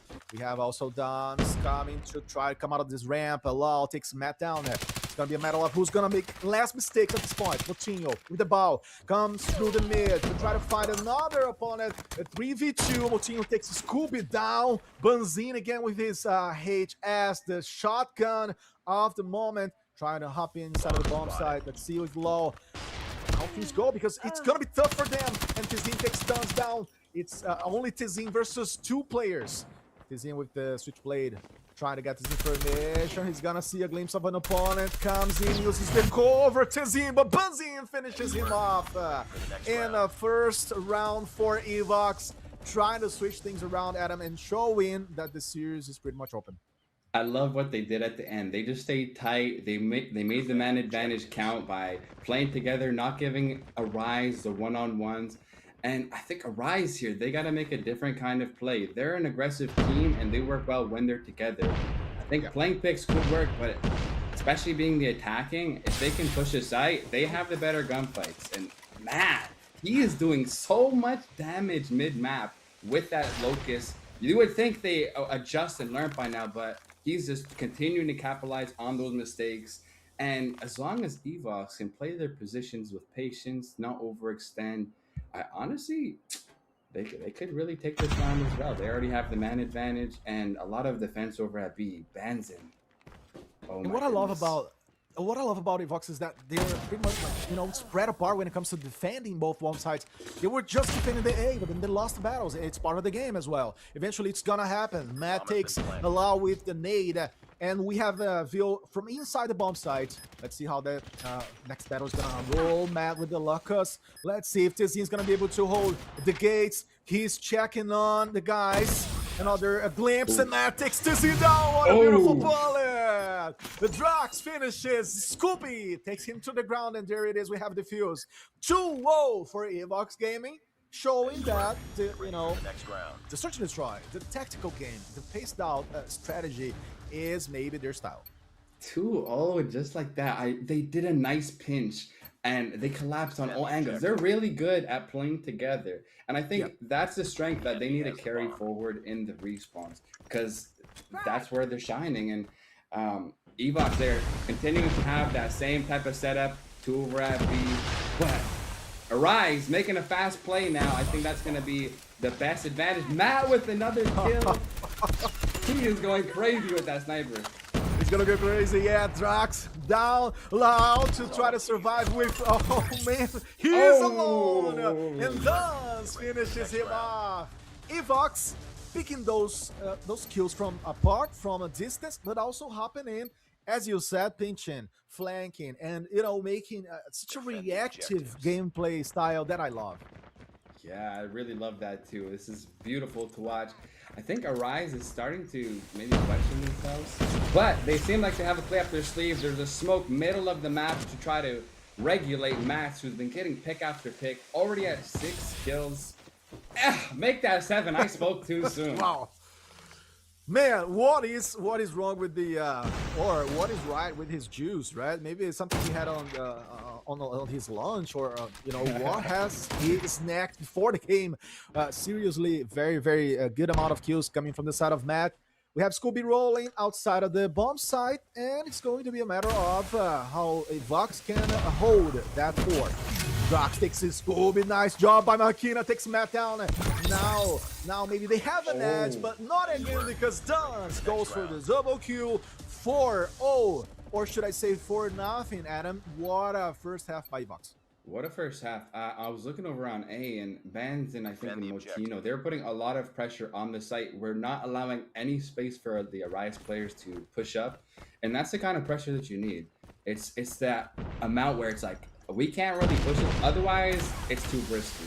But Arise, they're seeming to take a different route, leaving A altogether, doubling again on B. This is the second time they've ran this, and oh my goodness, here comes the collapse on every angle. Like before, they're getting the pinch in, getting the picks, getting the snipes. Oh my goodness, wow. Just like that, cleaned up. You know, Evox do not let Arise breathe at all. They just go for the neck and they press as much as they can, because as soon as Arise makes a decision, right, and finds a position and makes a call and plants the bomb, Evox is right there to come out of the shadows and contest. 5-0 for the first half so far. Fantastic map by Evox, definitely reopening the BO5. Wow, this is crazy. If somebody watched the first game and said they're gonna have a 5-0, maybe a 7-0, I would be questioning it, but here we are. Yeah. Look at their map control. Look how they're slowly lurking up there, working out themselves in a line so they have eyes on every single angle. Arise cannot move without being spotted, and Drac gets one, Manson gets a second, have the advantage. Wow, this is fantastic. Linux, what do you think? Like, were you expecting this? I was not, for sure I was not, especially based on what we saw in Summit. But Evox showing their power, and we have Duns now trying to fight for his life, attacked by the right flank. Scooby takes him down, and Matt comes as a reinforcement. Let's see if it's going to be timely, or it's going to pace himself down a little bit just to wait for his mate. But Matt takes another one versus Scooby. Beautiful bullet from a distance once more, and Mans is alone. V3. Let's see what he's going to be able to pull out with. Matt takes Mans down, and that's going to be a 6-0. And you know what, Adam? Since you were an NA player, I need to say, this is beginning to look like Luminosity versus Godlike, isn't it? It really is. Same map, 6-0. Evox, can you fulfill the prophecy? Make it happen. Are we talking about a 9-0? I mean, these days it's tougher, right? Back then was a 7-0, so I'm gonna give it to Evox. What a beautiful game so far. As we're gonna be having the flip and the sack, but as of now, Mans tries to go for the long shot. Takes long again, and Drox invades. And Evox don't want to wait, you know? They want to pace the game up always, and Matt goes for the double kill. Takes Man down. It's going to be another round for them. Can you believe it? 7-0. What is happening? How can I explain this to my future children? Adam, it is massive. Going on? This is crazy. This is so crazy. You know, I've seen probably, 3, 4, 5 nade kills already. Arise needs to start placing them trophies around those key spots that they're going to be pushing through, because they should not be losing those picks for free like that. And in order to shut down Matt, they just need to stay out his way at this point, maybe smoke him off, but avoid his line of sight, because he's getting those opening picks along with the grenades. That's costing, as I speak, oh my goodness, that's costing Arise. You know, 13 kills out of 7 rounds. That's just Matt, guys. I'm not talking about any kind of Samba. There we go. Branzin takes his Scoopy using his shotgun. Always beautiful to see a nice, sneaky, nasty little shotgun shot as we have Branzin moving around as well, taking Vilos in. And it looks like Arise is on the map. 7-1. And I'm Brazilian. I don't want to say, you know, Arise is going Brazil versus Germany here, but 7-1 is on the board. Adam, what a game. And, is that a potential response by Rise? Who knows? Who knows? It really could be. The thing is, if this is a veteran team, which I know they are, those players have been competing for many years. They know there's times that games go flip on its head and they're in the disadvantage. But it's all about composure. They need to stay calm. They need to stay calculated. They can't get in their emotions. And if they can do that and just think one round at a time, they can start to do it. It's really possible. It's unlikely, but we've seen it before. I'm sure you've seen it before. Yeah, for sure. 100%. And also, I would say it's a matter of knowing how to deal with the first bullets, because if you fall to Matt in the first seconds, you're gonna be opening the doors again in another round. So you cannot afford that anymore. As we have Makina now coming to be alone, he's gonna be the clutcher versus Dans and Drax. Makina has to proceed cautiously because Dans brings the C4 down. So that's gonna mean that the time is also enemy of Arise, but Makina takes Drax. Beautiful response. Comes and takes him down. It's gonna be another beautiful battle. Makina Valdans brings it to a conclusion. A1. So it is match point for Evox Gaming at this point. Yes, and I think with Arise, one thing that they were doing that last round is at the last two players were a bit too split. So if they can start playing a bit closer, we can see some potential juice flowing from them. They have a standard setup. They got mid-map control, one on A, one on B. And it looks like Evox is wanting to play back. And Law gets aggressive, gets a pick. And I love that he runs back here because he's playing his life, not trying to get traded out. They have a bit more information. So excited to see how they run with this. Yeah, I would say being a little more cautious. We see TZ now taking Matt. Let's see what Banzin is going to be able to do.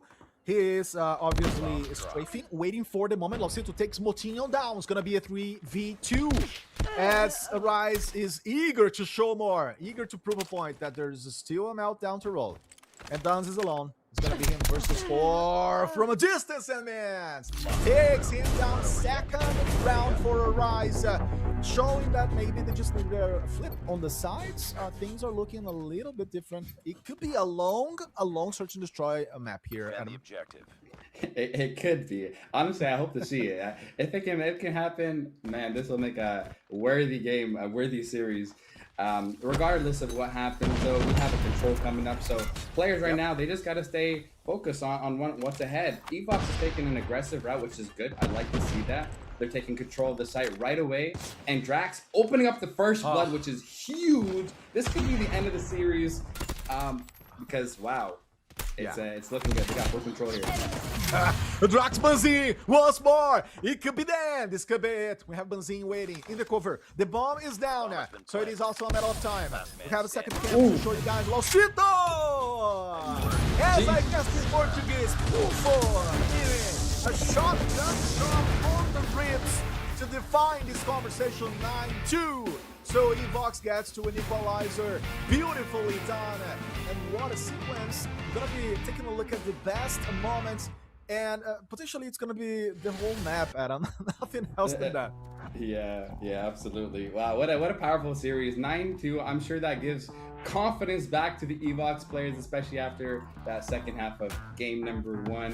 Because, wow, they did amazing. And with control coming up, it's kind of like S&D. So if they can make sure they just continue this right pacing and bring that confidence in, I think we could actually see Evox take it, even though Arise seems better on reasons. Wow, I don't know what just happened. Again, the gods of Call of Duty Mobile, who love an equal and an even game, they looked upon us and they said, yes, that's gonna be the game. I'm going to make a lot better for you guys. Again, 6-0, right? 5-6-0, and then 7-0, and then potentially it was too late for Arise to get back to the game, as we have some numbers. And Losito 9 out of 9, but we gotta look at Evox. Look at what they did. Almost all of them, actually all of them, beyond 100 points of impact individually and map. 13 kills. This guy has to be studied by modern science. Absolutely, man. I don't know if you saw that last shot, but he was on the craziest head glitch and he still sniped off. I was like, what is going on? What is going on? He's feeling different, and I honestly, I hope you can see him sniping in control, because he's bringing a lot of power with that sniper, and control is one of those modes that you can get away with using the sniper to get those picks, opening up lanes, especially on a map like Crossroads. Yeah, it's gonna be intense. It's gonna be about moving around fast because Crossroads has a very, very interesting set of combinations when it comes to spaces, choke points, indoor areas, opened up areas. There is a lot to talk about on this map, number 3 out of this series, guys, so stay with us, hit the like button and share the stream. Obviously here, showing the Latam internationally in English in this official broadcast, as we have a chance to talk about how this team's gonna come to the next stage of this BO5, Adam, because obviously Arise came to win the first respawn game mode or map, and now it's going to be a matter of how much Evox can capitalize on that, of bringing that mentality also to this next chapter, and keep confident, keep making the right decisions as they were. And I'm going to say more, they're going to be gaining the defensive side, though, so that might give them an edge to look at the opponent a little better. Yeah, defensive side, I think is going to be helpful for them because it carries that same S&D like mentality. But look at them, they're pushing up for control. They don't want to play back. They know what's up.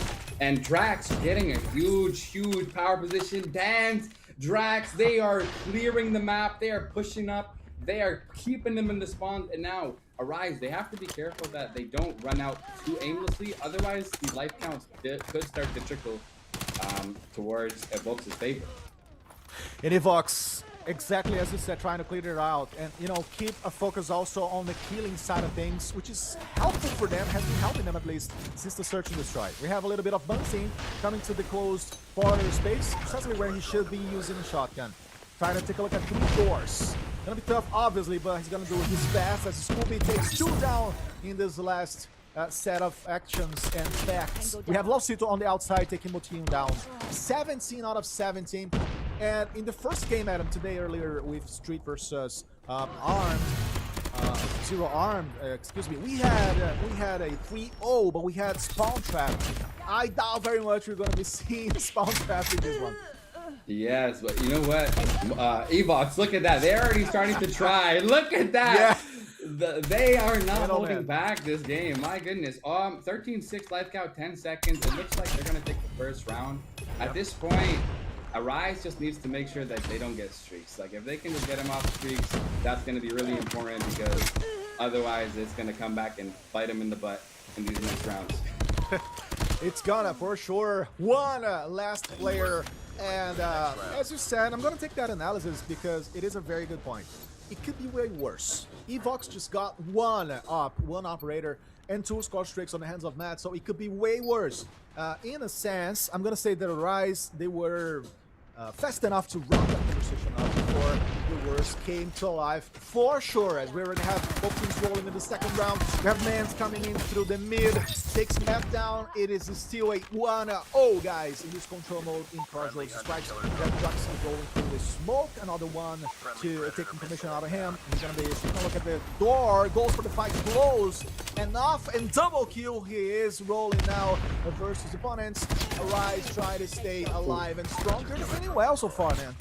Oh my goodness, he just killed Drax off his equalizers. He didn't even get to get a bullet out, a kill out. That's going to be a big disadvantage coming out for Evox since they got taken an op-out just that quickly. But this map, it is defensive-sided, so my guess is whatever team has defense should probably come out on top. Especially because look at all the angles that they have to come through. It's such like a skinny bridge, and there's so many different angles you have to clear and check. The War Machine is getting taken out over in here. This isn't looking very good for the attacking team. Yeah, Evox missing a chance, right, of making this 2-0 because they had the advantage before the beginning of the round. So I'm gonna have to agree with you, not really capitalizing or taking chances. And also slowing down a lot when it comes to those trades, not killing as much. And when you look at the bags of the Rise players, you're gonna see 4 operators that could change things around for sure. Yeah, you know, I think Evox, they should have jumped on the OBJ sooner because already they're about to get the B almost for free. There's not been much contest happening because they've controlled the bridge so well. But as usual, I spoke too soon and they got taken out before they can cap it. 4-8 life count. Man, Arise is putting the pressure on them. They're about to take this round, making it a 1-1 in the game. This could honestly be anybody's control. It is going to be for sure a long series of a best of 5 maps, thus because we already have the second hard point warranted over here, as we're seeing on the third map, excuse me. And let's see who's going to be taking an edge on the overall sense of the game. We have a lot of battles rolling, and Matt taking down opponent's Tizin goes for the double kill. We had Banzin falling to the ground, 25-25, and now it's going to be a matter of seeing if the Evox Adam can get back to the pace they imposed in the first round when the world seems to go for a 1-0 in this case. Yeah, Lane, so many operators just got taken out in the beginning, and the life count literally hasn't really changed that much. So might have been a misplay, but Arise still has 2 operators. Currently Scooby with the claw, getting a kill, make that 2, make that 3, make that, can he make it a 4? Gets away. Oh my god. But they are putting the pressure here, and it is, wow, on the attacking side, they are not letting up. This could actually, if they can take this round, I think they take the game. I think so too. I think they're going to be building that confidence up as we have Motino taking Scooby down, and Makina goes to the floor as well. And they definitely could, because listen, they are at this moment stepping on the A, not forcing a double cap, which could be a mistake. Could be proven a very, very big mistake actually if Vox begins pressuring or going back to the game. But now we have a lot of fights rolling, especially in the middle portion. And as you said, the narrow bridge is going to be a decisive spot on the map. We had now Scooby on the floor, five lives of difference, and Makina takes Matt down. It's going to be potentially another round for a ride. You see them on an edge, a nice cushion at this point. Benzin comes in. He was so aggressive. He was so brave at that very last occasion. And Matt goes for another one, but he's taken to the floor. Man, you know, the edge does not diminish. We have the edge always on the side of a rise. That's what I want to say.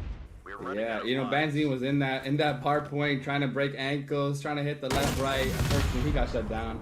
And I noticed whenever teams are capturing B, they don't really contest too much. I think they deem it as too risky to lose lives. And with the result, Evox can still make something happen here, especially with that kill. Especially as they're putting a bit more pressure over on the spawn.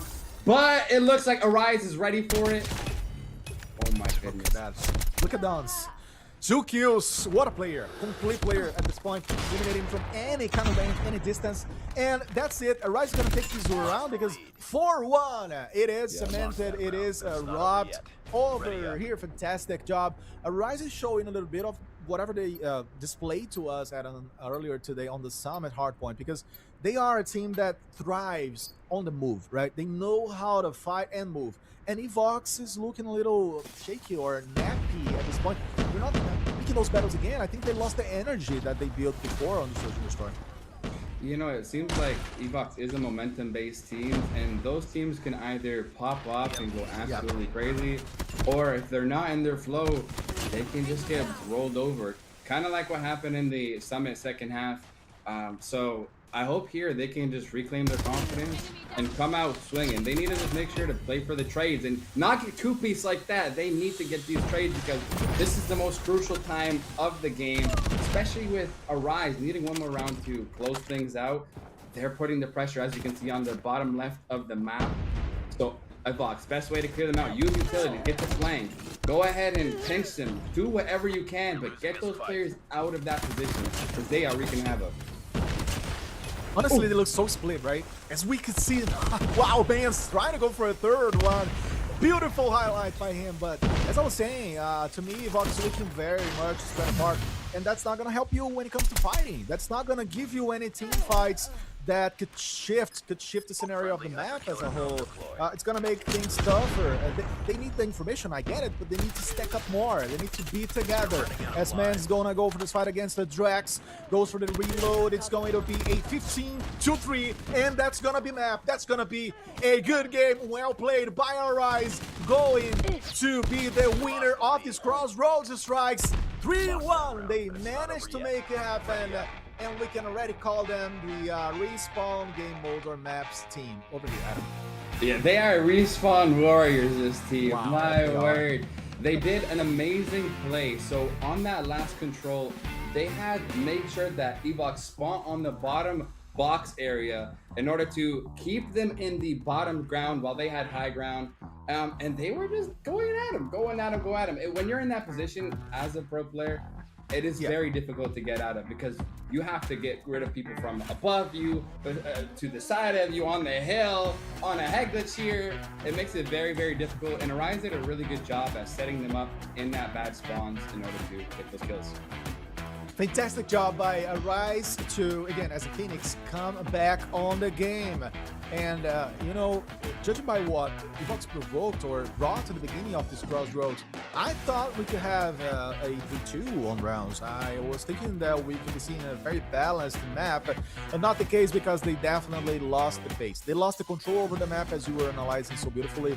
And then Arise were the team to come out on top with a lot of those operators that also worked out well for them, right? And because it is something interesting to talk about. When you use the op, but you miss the momentum and you lose the player and the op itself so fast, you cannot do much. And the numbers do not lie. Evox has just one player over 100 points when it comes to impact, and on the other hand, Arise were a very much more solid, compact group. Yeah, I think one thing Arise is really good at, though, is also reading their opponents and then adjusting. They're really good at going ahead and analyzing, okay, guys, we are doing this wrong. Let's go ahead, let's say increase pressure, let's play more of the team, or let's coordinate these operators so that we can make sure to get that spawn trap set up. So I think they're doing a really good job with the adaptations, and I would probably guess having that IGL in place is a big impact to help keep everybody calm, keep everybody on that same page. Yeah, and when it comes to keeping it all rolling, we are going to hop to Hacienda. Wow, what a fantastic map. I love this for Hardpoint. Such a grand occasion kind of map, right, Adam? Always, always, always a lot of movement, a lot of, rush. You need to put that push against your opponent, basically, and it's going to be great to see them adjusting and talking about the sequence of this game and the series as a whole.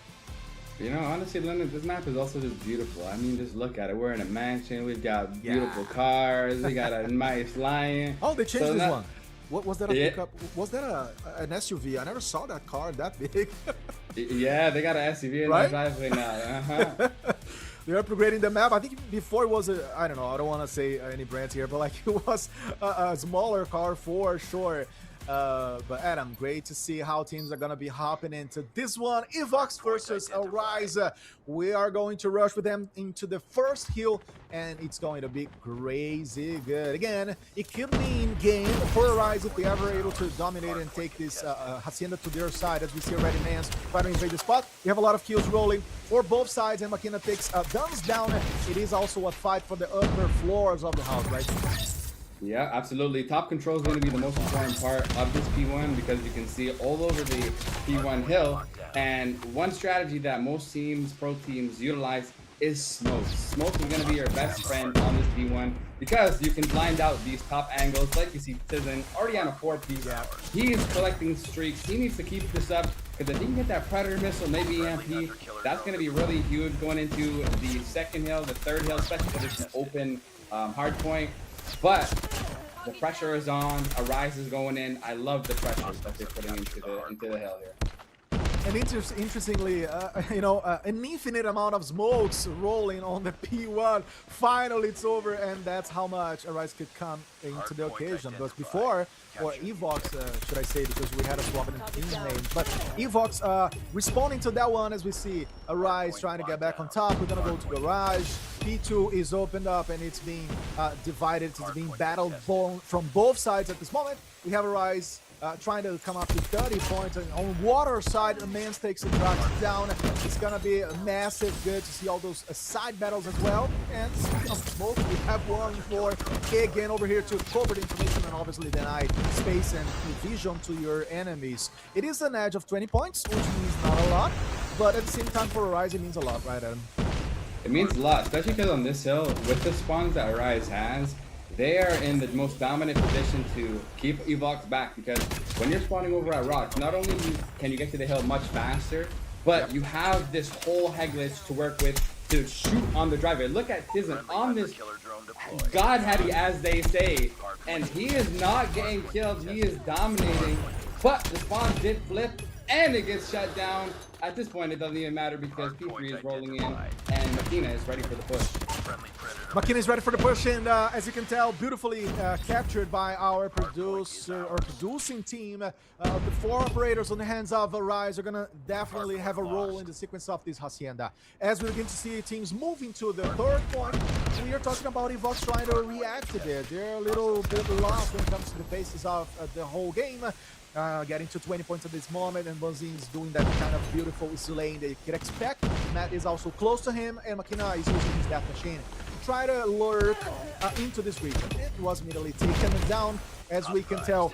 Now, we can see that Arise is not really there. They're trying to get, finally, potentially now, Mans steps in. Wow, the Evox was in such a prime position. They got about 20 seconds on that. They had the opportunity to run with it, but Arise went ahead, played together, got the trades, and pulled out some operators to get good value because they've soaked up about 20 seconds on this P3.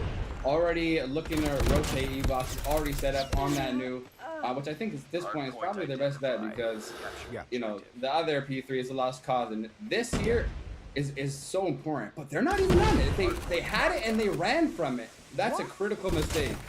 I know. I was gonna talk about that 2-3 man stack precisely there, but they apparently gave out. I don't know if they lost the battles too soon. And Arise says, "Thank you so much, appreciate you," as they hop into the 100 points mark, and definitely steal that position. We call in Brazil the stone hill or the stone flag. Amazing job by Arise to go up in numbers as Dance takes Tizen down. We're gonna be seeing a lot of mixed up battles. We have Dance still from a distance using his up to try to change things around, but Evox coming in late but coming in good, and that's what matters. That's what matters sometimes, Adam. Yeah, if you look at the map, you see number 2 Makina. He is in a prime position to start spawn trapping, but he jumped out of it actually. He's opting to go ahead and hit the flank on the hill. So now Evox has a free range to just run in without having to worry about Makina. But at this point, P1 is rolling through, so they're getting set up, trying to figure out where should we control, because if they don't start getting top, if they don't start getting the hills, it is gonna not be looking too good for them. It's not going to be looking good, and Arise at this point almost reaching the 100 points difference versus Evox, which goes to show how Evox maybe lost a little bit of their momentum or performance since the first hard point on this series, which was in the Summit. They are looking very different than the first Evox we saw at the beginning of this BO5, as Moutinho is going to take Lau down with the Tempest, potentially a second. He's feeling the opponent, he heard it. Good job also from close quarters as it comes down to help with the team efforts on the ground, on the floor itself. They have men helping as well, and that's going to mean that Arise is going to be able to keep that cushion up with 2 ups on. It is the last portion of this current hill, Adam, and we're going to be looking and seeing the teams rolling to the second one, and Arise could get there. They already have a player over there. They already have Scooby setting the perimeter. Yeah, Evox is making a big flank and getting inside of this new hill. I really like what Arise was doing on that P1. They were making sure they secured the well side spawn point, but at the very end it didn't matter because Evox did a team push in order to get inside of new, and now they have the golden setup. This is what we call the golden setup in competitive because they have the rock spawns which they've left. They need to go back to hold that if they want to make sure to win this hill. Because right now, oh man, wow. They fumbled the bag. They had the perfect opportunity to hold the rock spawn in order to get to the hill faster. But Arise just capitalized on the mistakes, and now they have control. Yeah, because also they have this Death Machine to use on the water side. Very, very dominant. And, you know, based on a regain and recovery kind of gameplay style from them, and I love this kind of style. I love when you're able to get back to the game. Almost an Argentinian, or Argentinian, if you will, Call of Duty team over here when it comes to the style, obviously. Growing in the very end of the maps. For all those... You know, watching also other sports, it is cool also to make those comparisons. But Arise coming very strong in the end of the maps, as you can see, and not conceding any seconds on the garage as we begin to roll to the next hill. And this is pretty much almost done I would say, because Avox, they're gonna be trying to do a lot here, but usually they're pretty strong, or they have been proving very strong on the P3, but is that gonna be enough though to reverse the whole map? Looks like it's not, because Arise already starting off with a 4-piece, and they are not slowing down. They're not They're not. interested in slowing down either. At this point, I think Arise is going to take it. But if you're Evox, hey, don't lose hope. We need to see in the comms confidence, teamwork, coordination, positive attitude, because that's the things that can actually bring a game back. So I hope, even though we can't hear it, I hope they have that going on for them. As for Arise, though, they are turning it up, and I think they're going to go ahead and start to close it out on the next P1. Yeah, I would say it could very much end on the next P4, or potentially next P1, I suppose. We're looking at Avox trying to get to the 100 points at least to try to find momentum again. Dance takes man's down. We have Tezin rolling, and he's gotten up to bring to life. It's going to be a 2v2 when it comes to that criteria, even though Tezin already lost his operator at this point. We have 3 players from Arise setting the space. Let's see how that's going to roll. Lausito trying to take his head out of the cover. We have Drax taking him and Makina down specifically at that very occasion. We have Lausito taking a double kill to help the team to grow so much. And it could end here, because very much with the last flag, the last portion of Hacienda for y'all versus Evox, as the scene is fighting very fiercely as well. The speed does not go down. I think Adam posed it very nicely and very correctly, man, because they do not slow down. They also connect from the current flag to the next one, so that's how much they're gonna be keeping this momentum and keeping this trend. Oh my goodness, Lausito, he is going crazy as well, doing so much impact on this hill, and it is keeping the game aflame, which is lovely to see. And I think Arise, at this point, P4 is about to end. Arise is going to go ahead and start to get set up for new. Looking to close it out. I love the pacing. I love the aggression out of them. Evox can't seem to handle that level of aggressiveness, and it shows from the scoreline. Yeah, 100%. We're hopping to the final countdown, guys. It's going to be a matter of 4 points, because Evox now take the space. They take the spot for themselves.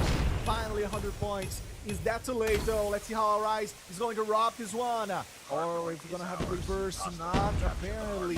It's way too close for them to lose this one, I would say. As Man's taking top. A nice defensive effort. Goes for it. And Lausito brilliantly taking more opponents. It's going to be game 3-1 in maps for Arise versus Evox Gaming. They make this done and dusted. Beautiful job. Recovery.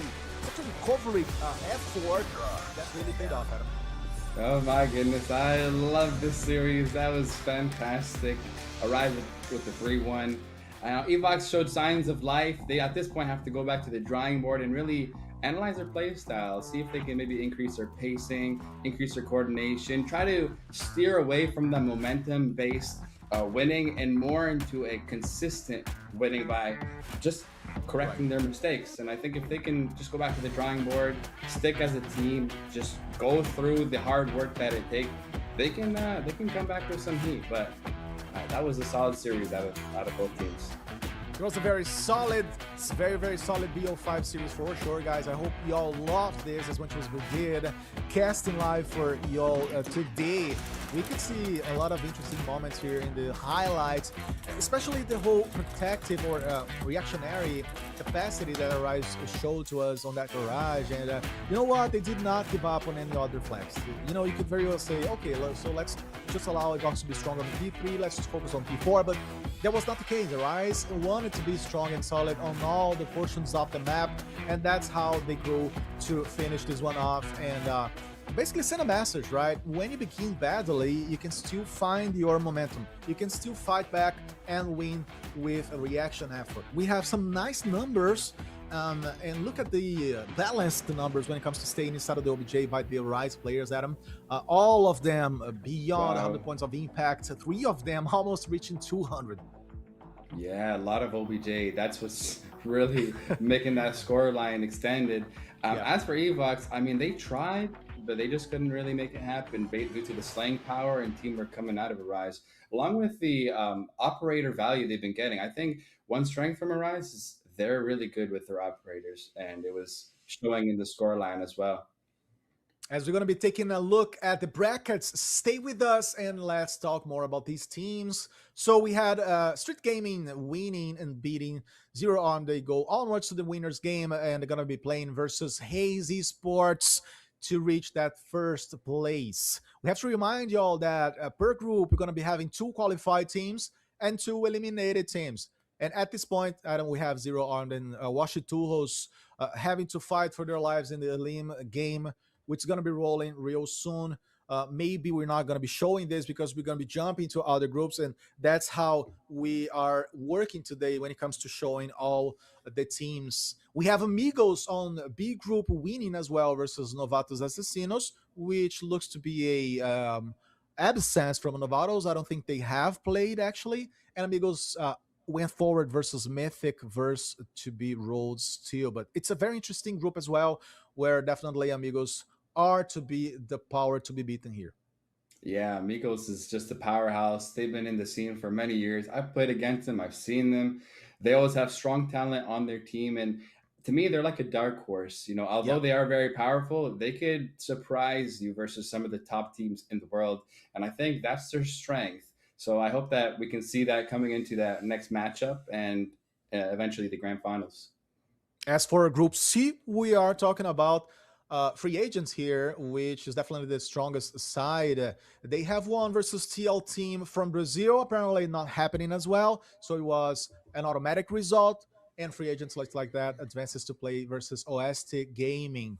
We're going to have CLT versus Bahamut. So let's see how that game is going to happen as well, guys. Either on cam or rolling in the backstage. We have already told you guys that we are doing the best we can to roll all the 20 matches at the same time today. Some of them are going to come to the broadcast, many not. And as for the Group D, we just saw Evox and Arise fighting for their lives. And Evox have beaten GLX before. Now they're going to be moving to the winners. We already had this game, excuse me. So Avox and Arise already played Adam, and Arise was the first team on Group D to get qualified then for tomorrow. And Evox is going to have to fight versus the winner between GLX versus Aura on that occasion.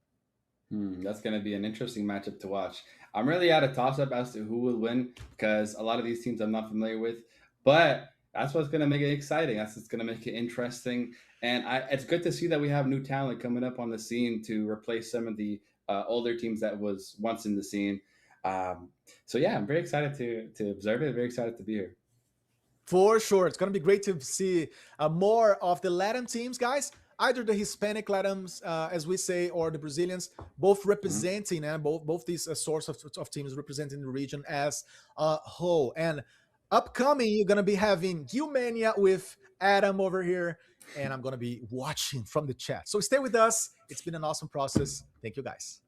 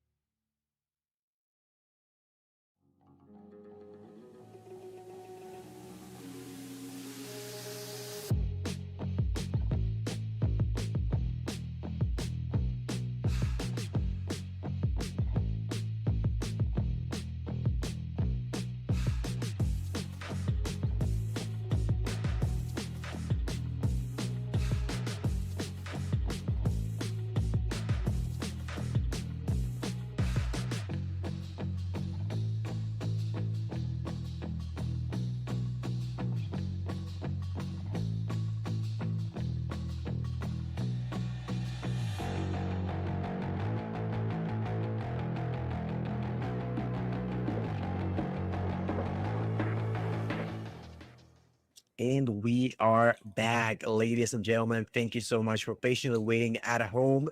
That was a phenomenal series that we just experienced, Adam. I liked it a lot, Yeah. but we're only halfway through on day number one. How are you feeling at this point?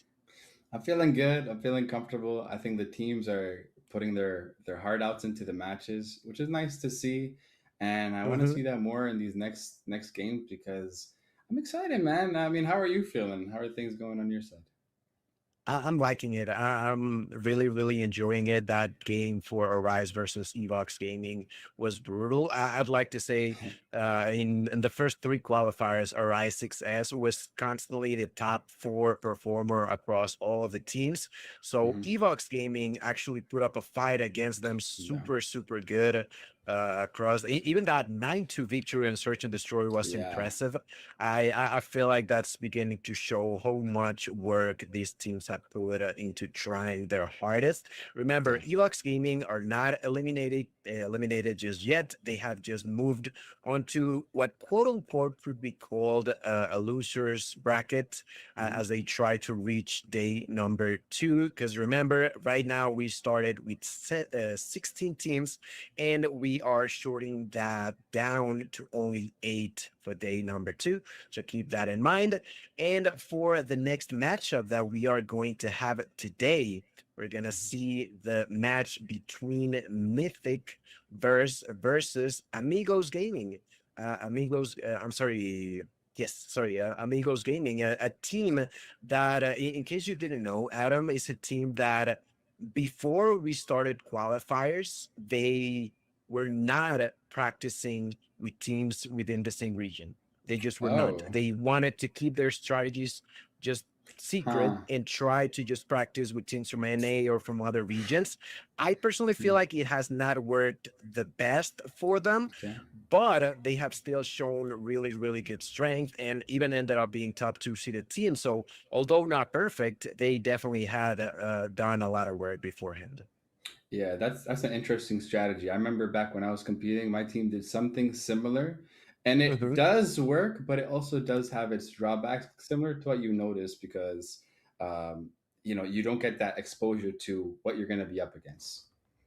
Absolutely. And well, we were talking about brackets. Let's take a look at what has happened so far on Group A, where, as we previously saw, Street Gaming beat Zero One Armed 3-0. Wachiturros ended up losing versus Haste Esports 3-0. And Zero One Armed ended up moving onto the deciders match. Remember, on the winner side, that moves on to what would be the first place of the group. And on the decider, it would be the second place of the group. On each group, two are moving forward. So this was Group A. And as we jump now onto the next group, for Group B, why don't you tell us what we see here, Evan? Yeah, and Group B, as we saw earlier, Amigos versus Mythic is actually what we're going to be looking at now. For the elimination bracket, we had Novedos versus Taiwas. Taiwas, I guess they didn't even play. Now that I'm looking at it, looks like maybe they didn't show up. Um, so yeah, Taiwas is just going to go ahead and play the loser of this matchup, Amigos versus Mythic. So hopefully we'll get to watch that at some point. That's right. Now for Group C, we had that the first place has already been decided. That was Free Agents, who won initially against CL Team and then ended up beating Oeste Gaming 3-0. And on the deciders matchup is going to be Oresta Gaming versus Bahamut. And for the last remaining group, the group D that we just saw, Arise 6S ended up winning 3-1 versus Lux Gaming, who will then be facing Galaxy Esports. All right, ladies and gentlemen, remember two teams are moving from each group. And for now, what's going to be in front of us, you know it, Amigos versus Mythic Burst. And we're now, Adam, going to take a look onto what is going to be the rosters for this team. Amigos. I know those names. Mythic, I think I've heard of some of them, but if I had to give the edge just from my own experience, Amigos is going to be coming out with fire this game. They're not a team to be played with. They're not a team to take lightly. And I think Mythic knows that, of course. So I'm expecting to see Mythic really just pour their heart out in this matchup, because they're going to need to give it everything they've got if they want to have a real chance. No, absolutely. They have to just try their hardest. It's definitely not going to be easy. And we have Beatles ready. For first map is going to be Hardpoint on Combine. Then we're going to move on to Search and Destroy Coastal. Map 3 is going to be Raid Control. If we get to a fourth map, it's going to be Hardpoint on Hacienda, and a potential fifth game of Search and Destroy on Slums. That is going to be the rotation of maps.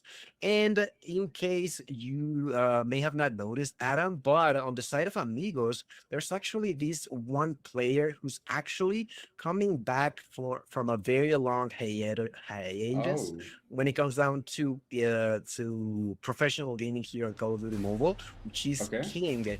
King was on a stage 5 player on 2024 and has now been brought back. He's been a player that, unfortunately not for the side of Amigos, I don't think has been able to put up his best performance just yet. But as the qualifiers went on, he was definitely just trying to, settle with his team, trying to synergize better. So I feel like a player to watch for the good or for the worse on the side of Amigos is definitely going to be King. But let's get right into the action, ladies and gentlemen. This is not one. This is Amigos Gaming versus Mythic Verse, and this is going to be a good one, ladies and gentlemen. As everybody starts bouncing inside of the hill, the fight is gonna unfold. Triple kill already happening there for Sabuka. King with a double will be ending up defeated by Dowsy, and the first few seconds seemingly will go in favor of Amigos. Wow, Sapuka is just getting kill after kill. We just started. Already got a hunter killer. This man is not holding back, and I think he was trying to flip the spawns, and looks like it worked, because they are spawning on the P2 section, which is exactly what you want for this hill, because that's going to be setting you up for success. And Mythic, they're hitting a lot of gunfights that are kind of close, but unfortunately they can't close out. And Amigos is honestly taking advantage of that. They're holding spawns as well, as per usual. Utilities are coming out heavily onto the P1. And it looks like at this point, Mythic is just giving up just to try to rotate. But they are rotating through the most vulnerable spot instead of going through the more enclosed angle. And King, the once retired man, is coming to claim his throne once again. Didn't get kills, didn't get spawns, didn't get healed. The side of Mythic Burst off to a really bad start, and rotations have already been made by Amigos. Inside of here, there's going to be Rafa already with 5 kills now, hanging with Switch. They're finding another one there onto Nest, making sure that no one can get through mid, through the smoke. Now, next victim, let's see, that's going to be a double. Looking for the triple like it's nothing. Rafa going to be completely destroying everybody. Finally, they're going to take him down, but still not going to be enough. Sapuka barely noticing that he was actually the only one inside of the hill, had to wait before getting out. And now the fight continues, but the control is still being heavily favoring the side of Amigos, doing a phenomenal job, pretty much being surgical when it comes down to making sure that absolutely no one can get through those doors. Wow. Earlier, Doozy flipped the spawns, which is great. But it didn't even matter. Amigos didn't even feel it, because they were just getting kill after kill after kill, whether they had spawn, whether they lost it. And honestly, I don't really think they care. At this point, Amigos is just running at them, taking gunfight after gunfight. They're feeling confident. They know they are the better team. And Mythic here, they just gotta try to do their best. At least try to get the trade. I think that's gonna be their only way to do some sort of impact. But even then, it's going to be very difficult with an experienced team like Amigos. Sapuka with the 4. Look at him in the spawn trap. They cannot breathe, even though they have the better spawn point. I were to guess, Mythic has got to be mindful, because it is about to rain frenzy on them. And as I say that, Zeus with the 2-piece with the Death Machine, Sabuka with another 2-piece with his SMG. But, wow, we have some response out of Mythic. Although the pressure is still being put on out of Zeus with another 2-piece. Sapuka! Oh my word. It is a slaughter fest. And Mythic is trying to flank, but gets shut down. Gets bad timing. And at this point, we're probably going to see some more streaks coming out for Amigos. Despite the scrappiness, 20 seconds left. They have better spawns for new. And Zeus collects a Hunter Killer. They're all pretty even in terms of playing power over on Amigos. As for Mythic, kind of even as well. Just unfortunately aren't able to convert these kills to OBJ time as much just due to the playing abilities of Amigos. That's right. Amigos can already see the finish line, only 40 seconds away from success. Zeus with a Pred missile from up above. Let's see if it connects. It does get a double kill. Then Crostine finds another double for himself. A great job to just secure the area for the side of Amigos inside of the kill. Let's see what's gonna happen. 50 seconds of heal time. Let's see if Mythic's Bears can kick them out. They only have a single operator. That's gonna be for Natsu. Natsu, is he gonna take the War Machine? He does. Natsu with the War Machine from the Oscar is gonna be just trying to get through mid. The trophies are not gonna let him inside. Finally, seems like they're trying to do it. There's the War Machine from Natsu. Finally gets a kill from the outskirts of it. There's gonna be Rafa trying to push. Same as Sapuka. Sapuka already with yet another Tempest. That is going to be huge from the side of Amigos, only 25 seconds away. This is not going to be a kill to end it all, but ladies and gentlemen, this could be game number 1 for Amigos. Zeus with the Death Machine finds 1, finds 2, immediately pushes for more. He gets 3, and finally gets shut down, but still not going to be enough. It seems like they're fighting for scraps, and Amigos are less than 10 seconds away from the 1-0. And take a look at the mini-map. Amigos already has rotations. They have map control on every single side. So if a Mythic wants to get through, they have to get through the Amigos players, which they kind of do, but Rafa coming through with a big 3-piece. And that is all she wrote. Oh my goodness, what a series, what a map. Looking forward to this S&D because, wow, that was dominant over on Amigos then. Yeah, no, and in comparison to what we've seen earlier, I feel like Amigos were just not playing around the side of Mythic. I don't know, Adam, and correct me if I'm wrong, but I always felt like there was a bit of a lack of strategy. They were, whenever they had the operator, they would just pop it without, I don't know if they were announcing it or not, but they were not truly taking as much value as they could. We saw Natsu there with a War Machine helping his allies get inside, but that's very much it of what we saw when it came down to just trying to push together as a squad. And of course on S&D, there's always that opportunity for the underdogs to try to secure a strategy that's surprising enough that can just catch the opponents off guard. But at least on the side of Mythic, I don't think I saw something like that being possible. Yeah, I do agree with you, unfortunately. And in terms of the operator value, yes, Amigos was just really getting so many kills, so much value from the operators, while Mythic did have some signs of life, some success, but overall, they were kind of just getting shut down and unfortunately couldn't convert the operator usages. As we're seeing in the highlights here, we had some incredible plays out of the Amigos players, and honestly, I think they were just flowing. They were just playing kind of like a ranked match, just going for kills, obviously trying to play for the win as well, but it was a breeze. Now, I think the one thing that could help Mythic is many times when you are this really good team and you're dominating on a respawn, you could kind of get cocky on a search and destroy. And if Mythic is smart and if they play this right, they could start to capitalize on that confidence that Amigos is going to bring, because sometimes when you have overconfidence, it'll lead to those mistakes. So I hope we see that from Mythic capitalizing. That is true. That is a really valid point. Let's see, because they also will need a cool head, of course. Whenever you are losing that badly, it's also a matter of making sure that your mental doesn't get too down. Because like you mentioned, the same way that your mental can go down, the opponents can just get high to a point where they just feel overconfident and start making maybe positioning themselves in a situation that under regular circumstances would not be pushing or just rotating or things of that nature. So let's see, as we are now bouncing into this beautiful map of Coastal, let's see what the side of Mythic Burst can say about this, because Mythic is actually going to be on the defensive side. So it's going to be important for them to make sure that they are closing the gaps as nicely as they possibly can. In here, Dowsey, there's going to be a 3-man push. Dowsey looking back and forward. There's going to be the people. Goes for one, but does not take it. Just doing a lot of damage onto 2 enemies is still not going to be enough. Nev's going to answer back with a sniper shot. Still, Rafa with a shotgun going to take down Aziz. That's the 4-to-1 trade. Another for Zeus, and Rafa with that shotgun finds a double and a round. That's a quick one and a point straight into Amigos' packet. I gotta say that I don't think they are going to be making that many mistakes on the side of Amigos. I feel like this is gonna be a brutal one again.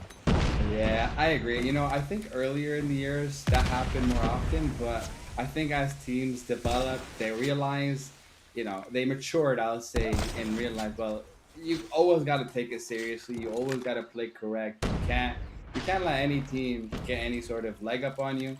And I think Amigos is experienced enough to kind of to know that. As I say that though, the life count does get 3-3, make that 3-2. Doozy and Icy, they are very, very split up. And with an underdog team like this, you need to play with your teammate. You cannot solo things. Otherwise, you're going to get wrecked. Because on the side of Amigos, again, they're mature. They know exactly how to play, and they're working together, as you can see on the map. Every angle is being watched. Doozy makes the push. Crozen with a huge snipe and a pistol to clean up the round. 2-0 over on the side of Amigos. Really, really good. They were really smart, made sure that they were not losing track of planning the bomb. And on the opposite side, well, you got Mythic. You got 3 players with a single kill and 2 without one just yet. We're going to be starting round number 3. At this turn, there's going to be the sniper play. Hit marker not going to be enough. There's Rafa with the opportunity for more. Aziz is going to say no to that. King going to answer back immediately, trying to plant the bomb. There's Ness trying to prevent it. A great fight there. A kill for Corsine, but immediately gets popped by Tick. That is going to be a 3-for-3 trade, Adam. And all of a sudden, once again, evening numbers out, Mythic in a position to try to secure their first round. And oh my goodness, I don't know if you saw that, but Ness with the sniper got a wall bang on this A site. That was actually crazy. So hopefully here he can get another kill because they got a pinch going on. And I like this play, but they have to time it correctly. Amigos, they make the read. Ness gets a hit marker, unfortunately, but now they know where he is. And he gets 1, gets 2. Oh my goodness. What a clutch out of Ness. Put them on the highlight reel. Put that on TikTok. That was a clean way to finish the round, making it 3-1 next round. That was crazy. I was actually about to question the fact that Mythic was pushing 1 at a time, but Ness was like, what do you mean 1 at a time? I'm a 1-man army. I don't take the 2 down, and they immediately defused that bomb. That is the first round for Mythic in a great way to stop the bleeding and avoid it from getting it too crazy now. It seems like the side of Amigos have once again changed their strategy.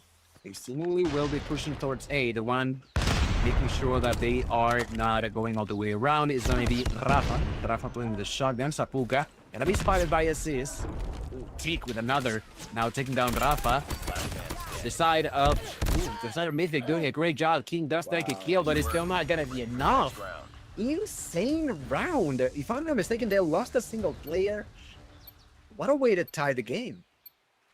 Yeah, that was so interesting. I thought, you know, I was initially thinking to myself, Amigos, they have such a deep like arsenal of strategies, especially because a lot of these people on the Amigos side have been playing together for so long, and they're pulling out these strategies, but somehow, some way, Mythic is actually keeping it really tight so far.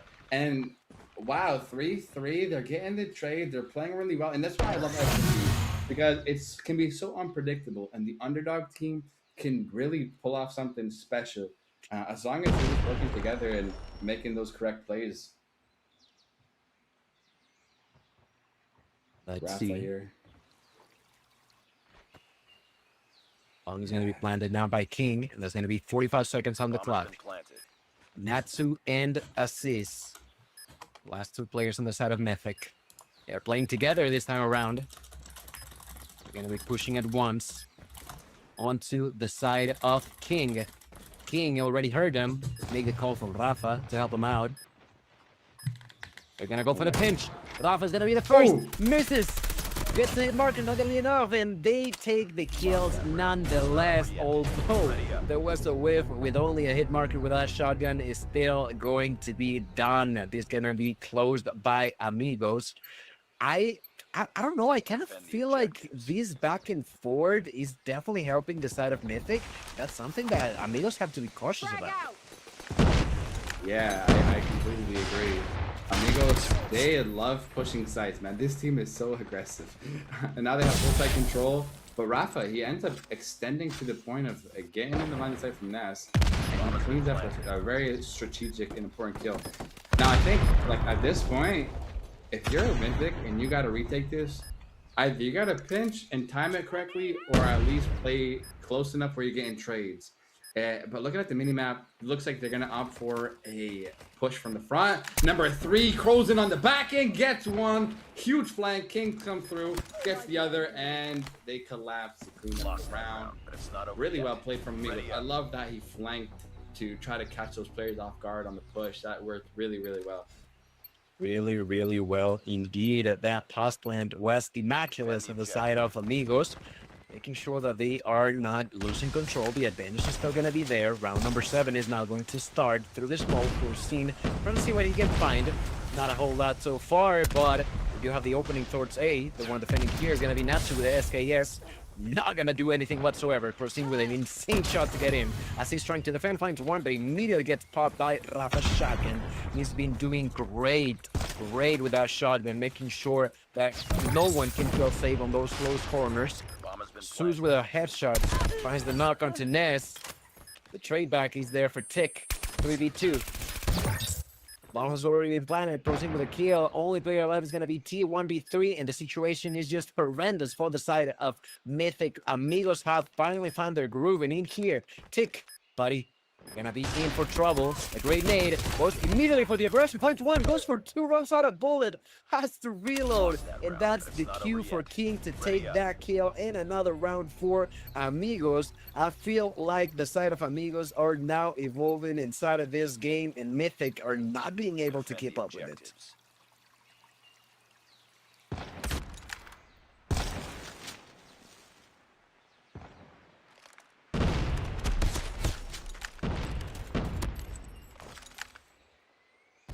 All right, in this situation is going to be important for the side of Amigos to, well, secure even a bigger advantage before we switch sides. Ness gonna find the first blood. Ness found a double before he got killed by Suze. That is huge trade for the side of Mythic. 2-for-1 trade. They are trying to push towards A, and if you look at the minimap, the side of Mythic, they're trying to wrap them up. They're trying to go for the pinch. Natsu try to push alone, and because of it, he's going to pay the price. Gets killed by Suze. They're trying to plant the bomb. Assist follows the same path. They're pushing one by one. Mythic, because of the aggression of the opponents, lost their mind. They tried to stop the aggression instead of waiting for the allies, and because of it, they are now on the bad end of things, ladies and gentlemen. 3 versus 2. Josie and Tick, they are finally together. They're rushing at once. There's Suze with 1, King with a second, and that's it. 6-2, and Mythic with one of those mistakes that, unfortunately enough, I feel like a top team does not usually risk. Pushing at one at a time is usually never the call, and we just saw that was the case for them. They have the bomb. Yep, absolutely. Looks like Mythic is opting for an aggressive push over A long, and wow, Jordan got some damage. Makes him back up. They got full site control, Gil. And number 2, he's, oh my goodness, Doozy got a kill, opened up A for them, which is fantastic. Oh, what looked like such a strong wound. Zeus starts to get the kill now. Oh, and now it's all up to Tick. Can he? No, he cannot. Rafa shut it down before I can even speak. Round is over. And Amigos, man, Gil, I was having hope for Mythic. Unfortunately, Amigos is too strong. Yeah, no, and I mean, they took 2 rounds. They evened 2 for 2 at the beginning, but after that, it's been 5 rounds in a row going in favor of Amigos, round after round after round. They're not necessarily doing bad, but this snowball may be too strong for them to try to stop. Let's see what they can do. There's Corsine with his sniper. Oof, spots 2 people. Misses the shot. Corsine, the opportunity to try to go for a pick. There's Rafa with a shotgun, misses that shot. Allows the enemy to reposition. There's King with a switchblade, finds the kill into Tick. In the middle of the map, making sure that Mythic cannot go through. Finally, they see the opening. Juicy doing a lot of damage, receiving a lot of shots from behind through that wall. Zeus takes that kill through the wall into Juicy. Sapuka trying to go for the surprise play. Finds one. Sapuka goes for 2. Let's see if he can do it. Double kill there for Sapuka. Has to reload it. In the meantime, while he was causing confusion, Corsine gonna close that one up. That's 8-2. Mythic, you tried your best. You had your moments, but in here right now, Amigos with a huge lead, 8-2 there. Yeah, Sapuka, man, this guy's untradeable. He's getting a piece here, a piece there. We see him on the hard point. And Crozen with a really nice angle. He was doing a jump shot. That was sneaky. Ended up getting that to get that first blood, which is really, really huge. King pushing up mid-map, and at this point, I don't even think there's a strategy to how they're playing. Like, they are just pushing. They just want the kills. They want to end it fast. And if you're Mythic, you gotta watch for that, because this is the last opportunity you have, and now it's all up to Aces to pull off the miraculous in a 1v4, but Sapuka cleans up the match, and that is it. Amigos taking the scoreline 2-1. Really good job out of them. Saw some life out of Mythic, and we hope to see some more over on this control that's coming up next. Amigos 2-0 winning this series. Maybe not necessarily the easiest rounds, but they still managed to close them just round after round after round. That was 7 rounds in a row in which at least half of them ended up being decided on a 1v1 or a 2v2. And that goes to show that Mythic just were trying their hardest, but their hardest was simply not enough. Amigos is too strong of a team. They have so good of a synergy that even while they were making some mistakes at the beginning of some rounds, they were managing to stop completely what was going on, to reevaluate the situation and make sure that they always ended on top. As you can see there on the highlights, it's clear that Amigos were not too worried about most of the situations. In here, if you look at the kills, well, there's a huge gap if you think about the fact that pretty much everyone is on double digits on the side of Amigos, and Mythic, the only one there is Miss. Yeah, the kill disparity is very, very big. And it's kind of what we expected, especially after seeing the hard point. You know, we did have some potential expectations that Mythic could maybe do something, which they did in the beginning. They kind of kept it close throughout the whole SND. Unfortunately, they just couldn't close out those 1v1s and 2v2s at the end just because of the experience. Wow, like Amigos is really, really, it got a real depth of experience, and they know how to handle the situation. They know how to stay composed. That's right. And well, just to talk about what's going on in this big group that's formed for Amigos, Novatos, Mythic Pairs, and Tewas. Well, remember, this is the winner's side for the B group, so whoever wins ends up as top 1 seeded team for the group. And right now, the decider match is Tewas waiting for whoever loses between these two. That, at least from what we see, it looks to be Mythic. So it's gonna be interesting to see eventually when we get into that point, because Mythic, I feel like they're falling short. We're moving on to a game of control. The opportunities are still gonna be there, and I could argue that maybe if I had seen some sort of operator usage that was greatly done on the hard point from the side of Mythic, that we could see some sort of a surprise here in control, but that simply was not the case, Adam. That was not the case. Mythic, I feel like they are, in a sense, lacking a communication to make sure that they are acting as a squad rather than just, like you said earlier, just a ranked match where you don't really have that communication with your teammates. You know, Gil, I actually like your take there. I actually agree. I feel like their coordination is not bad, but it definitely needs work, because when they're getting slayed, they're not getting as much trades. And in the kill feed, all blue, Amigos coming out strong, 5 kills, no deaths, pushing up. Like, there's no relenting on the side of Amigos. They haven't lost a single life, and the match just started. And here we are, already got 9 kills. They're going for the infamous raid spawn trap. Once they get these kills, I think it's going to be pretty much well over for Mythic, because this spawn trap is deadly. So here we go. Here it begins. Oh my goodness, Seppuku gets one, Rafa gets the other, and they're just going to keep getting put into the spawn trap of death. Oh no.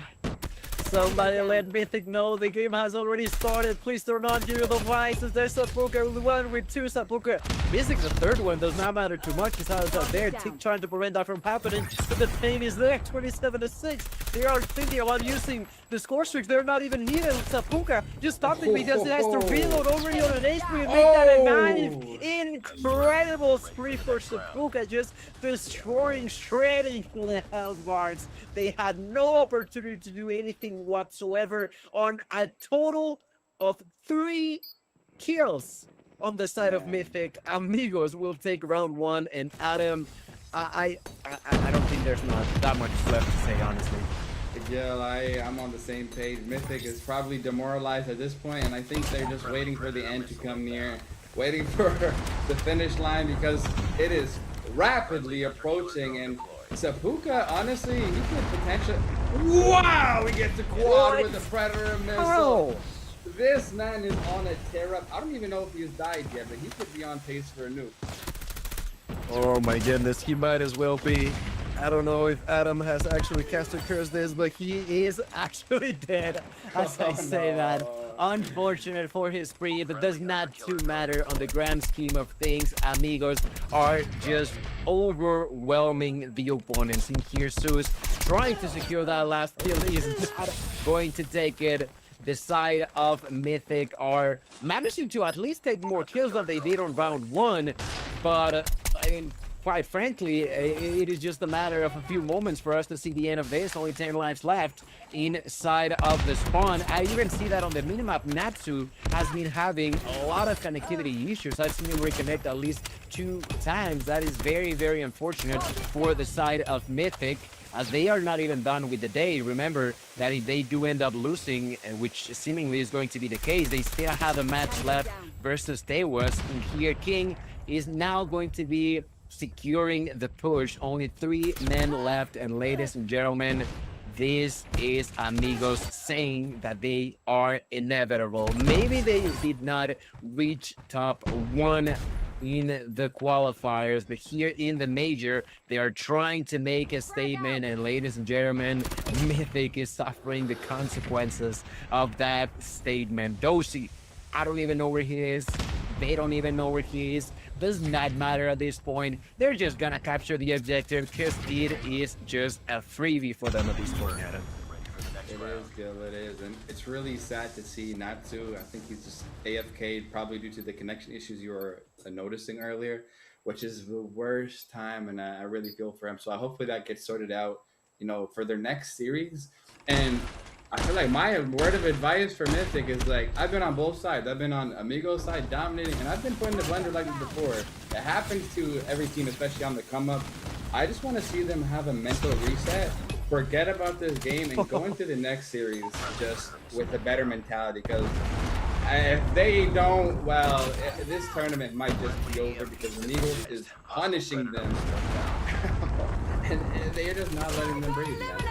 It's crazy to see this unfolding in real time. Oh my goodness, King. That was close. That would have been crazy to have a claw in that spot that we saw Seppuku earlier. There's a Dowsy with the death machine who finds a kill. That is not going to be 6 for him. Tries to rush for more, takes the kill onto Zeus, doing a great job at just closing that interaction. And for the first time, Adam, we're actually having a close round. Wow, you're right. It's a 2017. You know, it could partly be because of the recklessness of Amigos, but I don't want to discount it. It doesn't matter. At this point, they are showing a bit more signs of life, which is what we like to see. And, you know, do your best. At this point, you know, they probably know they're going to lose, but at least go out swinging, go out putting up a fight. That was a great shot out of Ness. Great shot. Hopefully they can start to regain some map control, make a push onto B site, get a bit of time, maybe get another tick, maybe get the cap even. But their trades need to come in. Beautiful, what's it called? Equalizer out of tick, going for the kills. But beyond the kills, you need to get on the OBJ. It's about to end. There's 2 seconds left. He's running from the hill, and that just costed them the round. Losing all hope.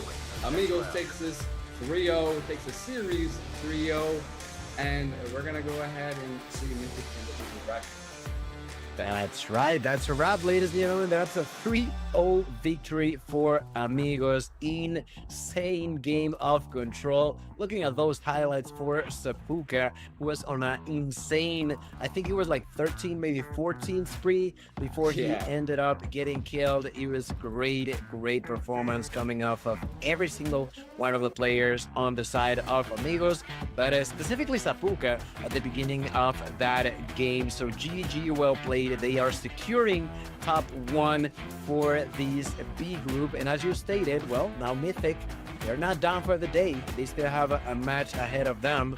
I'm not too sure which match is going to be the one that we'll see next, but as of right now, let's take a look onto those numbers. Rafa with a 4.3 KD, 22 to 5, just insane numbers all across the board. That was probably one of the fastest control games that I've seen, honestly. Honestly, me too. That was quick, especially with the spawn traps. That really made things speed up, and that was really beautifully executed in the raid. Like normally I see that, and then they get killed fast, but this time it extended the whole round, and they ended up just dominating, barely getting 5 kills in that first round on the side of Mythic. Really impressive out of Amigos. Yeah, no, it's difficult. It's difficult to do it like that. And well, ladies and gentlemen, as we are ending this match, huge shout out to Play Mobile for organizing this event, the official Call of Duty World Championship 2026 online qualifier tournament platform. That's the way that you want to go. If you want to see all of the groups that we saw earlier, if you want to see who's winning, who's losing, who's playing, who's about to play, you can check them out. And while we're at it, just check us out as well. We have all our socials down here, but for now we're gonna go on to a small break, so please don't go anywhere. We still have one more match pending. Mm-hmm.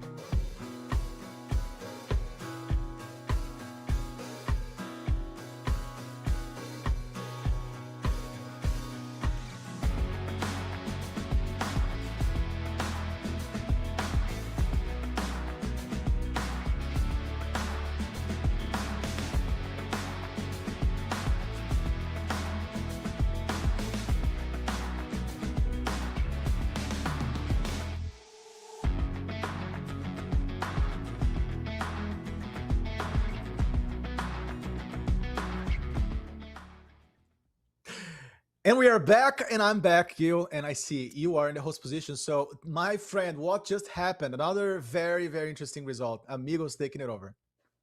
That's right, amigos, with a 3-0 victory, just crushing onto the hopes of the side of Mythic Burst. I mean, I think we saw it on that control hole. It was just a hill all the way down for them. It is unfortunate, but it is what it is, right? In order for you to be the best, at the beginning at least, you will be beaten by who is the best at a time. And right now, Amigos is one of those top contenders. So it is what it is. But as of right now, we have to think about the future, and what's upon us is going to be the decider match on the side of the C group. This is going to be Oeste Gaming versus Bahamut. And well, Bahamut, unfortunately enough for them, have already lost once today against them. So it's going to be interesting to see what is going to be happening in here. When it comes down to the players, me in particular, I don't recognize this name, but with the community events that you've seen recently, do you recognize some of them? Yeah, especially on the side of Oeste with Rel and Nami. Now, these players are experienced. They are together in this team, obviously, but they have been together in some occasions as a duo. And I am sure that they're going to represent the offensive engine of this roster for sure. Today, they're very aggressive, experienced players. And I've talked recently to Nami. He's a very, very good soul, very, very good guy, good energy. So I'm hoping to see more from these Brazilians on the top of potentially Hispanic Latin players, I believe, Mapache, Moy, and Spectre to also compose this team, obviously. And on the side of Bahamut, I am not sure if I have ever seen them. I don't think I've casted them before, especially on the summer split. So they're going to be one of those surprises, maybe, or bring in different elements for us to see versus Oeste. I am not quite sure what to expect about them. All right. Well, it will be interesting to see what was that happened when they first fought together today. Right now, this is going to be the last match of the day, and this is going to be what the rotation of maps is going to look like. We're going to start off on the cold mountains of Summit for Hardpoint, then moving on to the Search and Destroy Coastal, and Control on Standoff. If we get to a map 4, that is going to be Hardpoint on Takeoff, and a potential 5th map of Tanisha, Search and Destroy. And honestly, I'm going point blank. In the other matches, I of course had a general idea of who could end up winning those games, but this time around, although I can see that there was a 3-0 earlier, I don't know what happened there. So we could, do you think, I feel like if we could expect a surprise, this is the match for us to see, right? 100%, and I would say after Avox versus Arise, this could be the second more even or balanced game of the day for sure. Now, we're talking about some of the repeated maps we already saw over the night, and some potentially new maps, as in Tunisia, that could come to the screen. Well, let's see how that's going to roll. But I would say Summit Hardpoint has to be one of those, you know, easiest pick for both teams or for a lot of teams when it comes to beginning a series. It's all about, you know, how you dominate the fundamentals of the game. It is a very, very traditional map, one of the oldest, to be honest. And just like that, we're gonna hop into the first hill over here. P1 is opened up, and it is Oeste to come down first, already with those utility coming from the top and trying to dominate the gray area. We had a lot of players already falling down. It is the case of Oeste doing a better job to get here first. That's right, inside and out of the hill. There's Spectre now with the ball, making sure that no one can get through. There's Tolo trying to push, finds one. Tolo has to reload. I don't know if that was the right spot for you to be reloading, and eventually it bites the dust. They try to push in on the side of Bahamut, but Oeste are not giving in a single second on the first rotation. The first kill is heavily being dominated by Oeste. In there, seems like Namis, well, not getting inside of the hill, and for that he will pay the price. A little lack of communication in there. He was waiting for someone else to get in, and he died. Now they have regained control. 10 seconds left, and Oeste Gaming doing a great work together as a squad. And I feel like the way they are rotating across this map has been really, really smart. We're gonna be moving on to point number 2, but I can already begin to see the type of playstyle that Oeste Gaming has. It is really good. Yes, it is really good after all we saw just now, because they not only managed to hold that previous OK, but also rotating already preemptively to the next flag. And that's how much Spectre is already there to try to fight that spot versus LXP. And they dominate the spot again. They look to be the solid or more solid side as of now. And I'm going to give props to Spectre here with 15 kills, plus one Scorch Trick, plus one Operator. So this guy's going to be messy and going to get nasty over the game. That's right, beginning to rotate. It seems like Oeste are thinking not only of this hill, but already onto the next one. There's a lot of time left, so I still am questioning that decision a little bit in here. Now Moy trying to push alongside with Hamis. Let's see if Namis can survive this situation. Namis, alongside with Spectre, will do an outstanding job in here. Spectre runs out of bullets, does not matter too much. Got knocked down, but Namis still alive. That is going to be the end of point number 2, and that's going to be 63 to 16 rotation. Already settled by the side of Oeste, and on top of that, there's going to be a double kill there from Ru, and the 2 more operators being used. Death Machine going to be caught by Mapache. Mapache inside of the kill, trying to survive. No one can get through that door. Just making sure no one feels safe in here. And Oeste Gaming for the first 15 seconds, completely uncontested. Another double kill for Namis, and on top of it all, look at that Tempest, the continuous power that they're showing alongside with the usage of the operators is just chef's kiss. It's crazy, yeah. It's so strong what they're showing us as of now. Dominating the respawn zone and also keeping it always very, very compact, right? You don't see any of the players on the side of Oeste going way farther down compared to his mates. And we have Ro bringing a double hunter killer now to annihilate opponents. And you know what is interesting, Gil? They do not concede anything at all to Bahamut. They're not willing to have a conversation. They're just willing, to go for a all versus nothing as they're going to begin rotating to the next hill, which is going to be very interesting as well. Oh my goodness, Oeste Gaming have some mercy on their souls, completely dominating the side of Bahamut, who are trying to do something, but it feels almost impossible. There's the Pred Missile, the Hunter Killer drone, there's the shotgun coming down, there's gonna be the usage of the Equalizer by Deidad. He does get one, goes for 2, but it really implodes by Mapache's nade. Mapache then finds a double and a triple. There's Ru with a Sparrow, there's Spectre with a War Machine. Ladies and gentlemen, it is just another thing of terror on the side of Oeste Gaming. It is not even just the gunfights, it is the complete macro that they're providing in here that is just unmatched. They're spamming damage, right? In many, many different ways, and dominating the geography of Summit. Not only that, but blocking those entrances, preventing your opponent to respond, to react, to find themselves during the game. As we begin to reach the mark of 200 points for Oeste, absolutely, like I said, denying space, denying everything they can to Bahamut. And as of now, Oeste is managing an edge, actually, of 140 points. Just goes up and up. Bahamut was trying to step in here in the second T1, but it's not going to be possible again.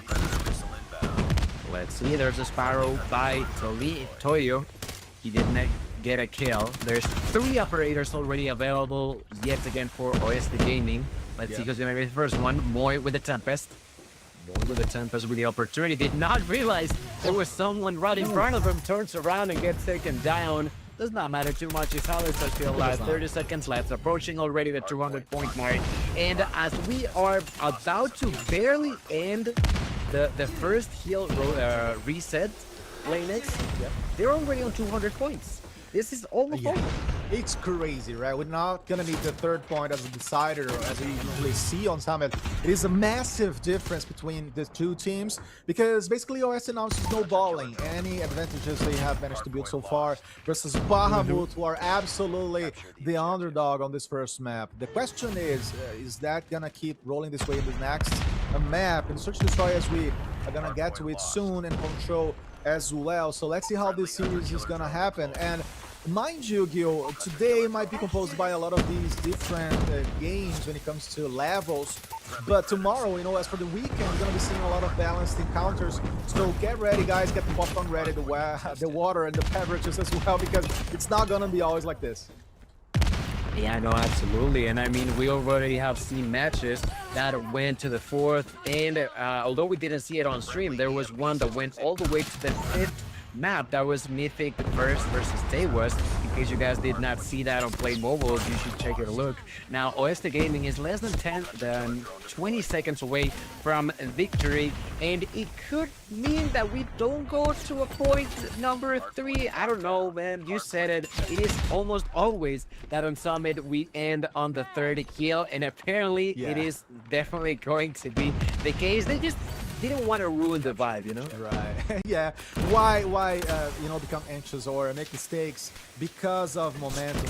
I would say, manage that and hold your pressures and hold the line because they're so close, right? Almost less than 10 points away from wrapping this one up. As we see Toyo trying to use his Sparrow was not lasting long. Equalizer, not as much. So it is a matter of Bahamut not being able to hold that massive damage as well. They have a Vortex at this point.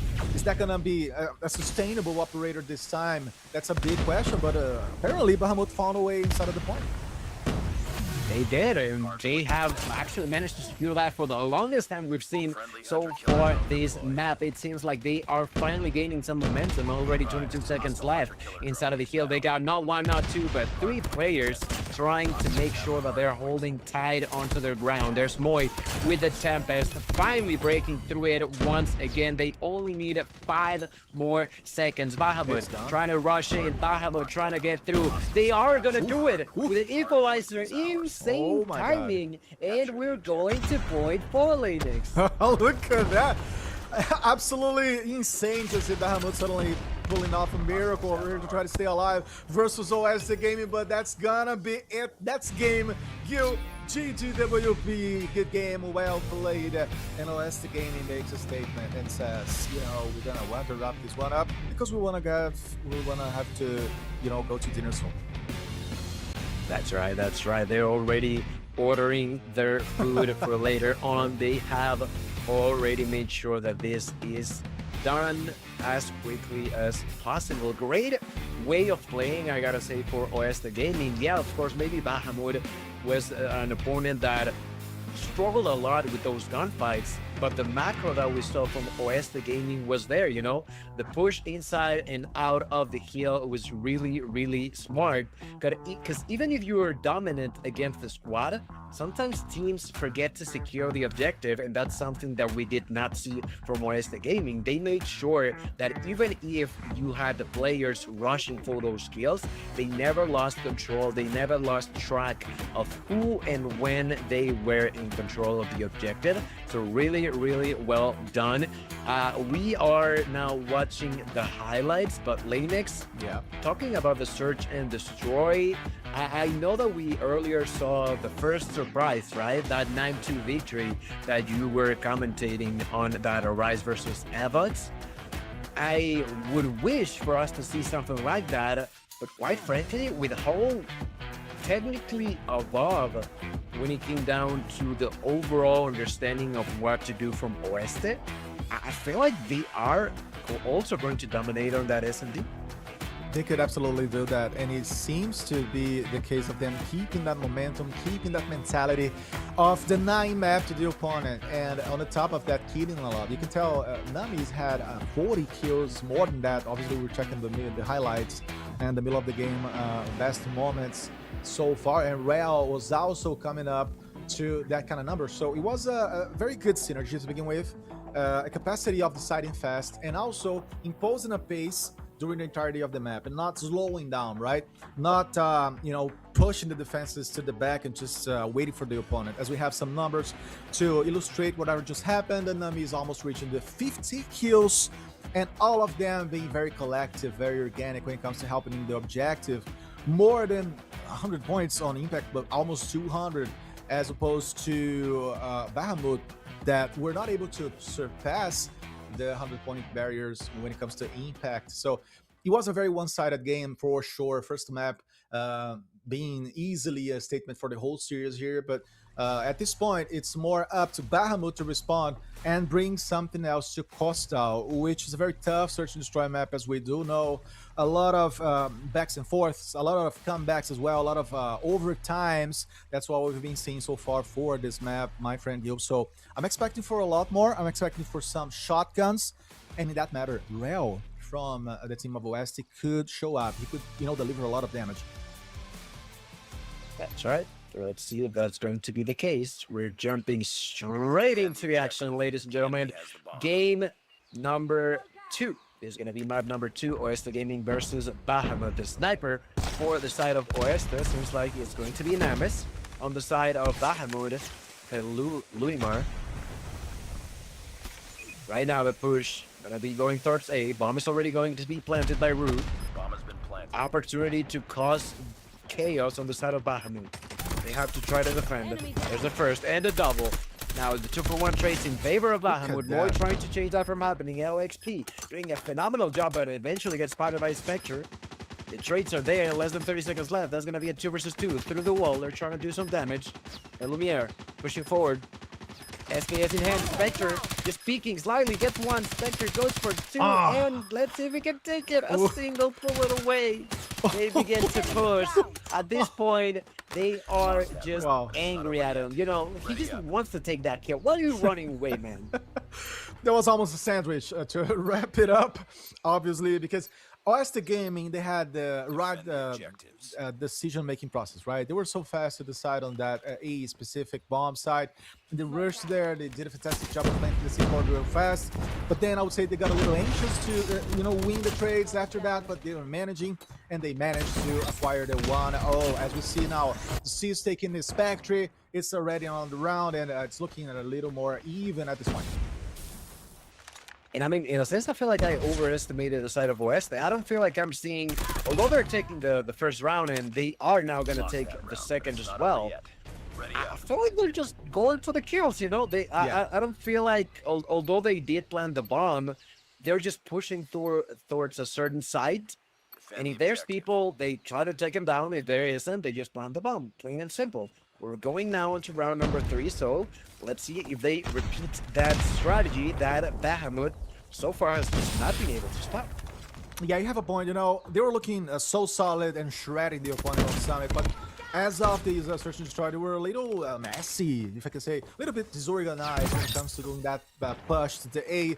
As we already are on the very end and final portion of the third map, or third round specifically, should I say, they takes Spectre down. It's going to be a matter of 2 players versus 3 on the side of OST, and it is going to be the B-bomb side to be activated. Just Toyo to try to respond to this. Very tough life for him, Gil. Bomb has been planted. That's right. He is in for trouble. A world of pain in front of him. Still yet to find a kill. Yep. I think old Donut when it comes down to his KD. Let's see what he can do. 30 seconds left. He does have a laser sight that they can see. He gets the push. First around. Oh, he's here. Arm to the head, to the ground. That's another round. And I mean, of course, I'm questioning the strategy coming down from Oeste. But if it's working, it's working, If it's working, it's working. You know what? The opponent's feeling even more than you are. Fantastic choices on the A-bomb side, and then now with B, without the necessity of having to talk always to the C4, right? Also going for the bullets, always going for the damage, and that the very last bullet was a dry one, as we see some movements again onto the A-bomb side. Another beautiful bullet by Mapache. He was ready for more, but he had to hold his horses a little back, as we have a 3-3 at this point. A balanced moment in the round, and the bomb is activated. Mapache goes for it, takes uses down, and Dayad was gonna fight for his life, but Spectre was faster than that. 4-0. Very good first half for OST. As you said, a little bit of a, how can I say, spread out or disorganized, apparently, team. But you know what? Tactics is not everything in this game. Yeah, no, at the end of the day, if the gunfight is more than enough for you to take the round, go ahead. Oh my god, through the wall, Nami. Oh my. All right, he's here through the middle. There's LXP, finds the surprise kill onto Spectre. Great way to stop that entrance. The side of Bahamut, I mean, they're trying their hardest, rotating all the way around. There's Rue with a shotgun in hand. And funny enough, I just noticed Rue, the one with the bomb, was completely alone on the B side. This is what I was talking about. You know, they are not necessarily looking for something. They're just going at it, I guess. I think they're just having fun, right? At this portion of the night, just have a little bit of fun in the Call of Duty Mobile. As we have a nice connection from LXP to Namis. It's going to be a 4v3 and Rel finally brings it down. It's another B choice for us. Bomb has been planted. Bomb is down, 4v3. Player advantage is actually in favor of the side of Bahamut. Yeah. Could they take their first round? Can they stop the bleeding? Let's see. LXP. He's the one with the most kills so far this game for the squad. Trying to find the 6th kill onto Rue. Pushes immediately for more. His allies are pushing as well. Double kill for LXP. Mapache all of a sudden, completely alone. Gets one. Mapache. 16 seconds left. Trying to defend himself. Gets through. Goes for 3. Runs out of bullets. LXP will find the triple. And will also be defusing that bomb. Incredible round. Specifically for LXP. Who took at the very least 3. I don't know who took the first 2 ladies. LXP carried that round. That was beautiful, and obviously it had to be LXP on the side of Deidade, right? They're the two forces in this team, 2 key players at this moment. The LXP top fragging, and on the side of OST, a little bit of the level of shock on their hands because everything was going well until you're not, as we already have a lot of movements on the A-bomb side. It's gonna be the case of OST feeling again. 1 man down as opposed to Bahamut. And now everything is so balanced. We have Louis Mar trying to use the utility, gets back to the cover. Thinks again, lock is on his hands, gonna jump off to try to pack the one. Moy takes Dade. It was a nice through bullet, and Sisus is waiting to do what he needs to do. There was a trophy over there. Takes a bullet by Rel. Good response by OST, bringing the damage and bringing the game to a portion of Costal that they love very much. The A side has been working so well. And why would you change a winning game, right? Or a winning strategy here? Absolutely, we spoke about it. If it's working, don't try to tweak it in here. See if they do it again. Just pushing through mid. A lot of nades are going to be thrown. No free, just 5. Look at them rush. There's LXP. Takes 1, takes 2 before getting executed. But the traits are there. Nanis with the double. Will even numbers out. Their Spectre just losing his mind. Still manages to get that headshot. Lost that round, but it's not over yet. Ready up. My friend. Can you explain to me what? I cannot. What a crazy bunch of kills. I think the teams went full on battle mode, right? And you saw Spectre spending all the damage he could. Beautiful, beautiful battles, especially in the middle portion of the map as we move into a 6-1 and Bahamut again fighting for their lives. It's not their day, it's not their night, apparently as of now. As we're going to be seeing, OST trying to take matters into their own hands. They already invade the B-bomb side. Deidade is outside trying to respawn, and Isus is close to him. It's going to be a double line of fire. Let's see what's going to happen. The bomb goes down. Well, dialoguing with the objective now is a very, very intelligent call. Let's see, because Bahamut is falling off. They are going to be down. Data is the only alive, but Moai takes him down in the very end. And that was a bad attacking plan. I mean, you had 2 players on one side, you had other guys spread apart on the other entrance. I think Bahamut needs to, reorganize their attacking strategies. It's not working today. And how much do you have to reorganize if you're losing 7-1? Yep.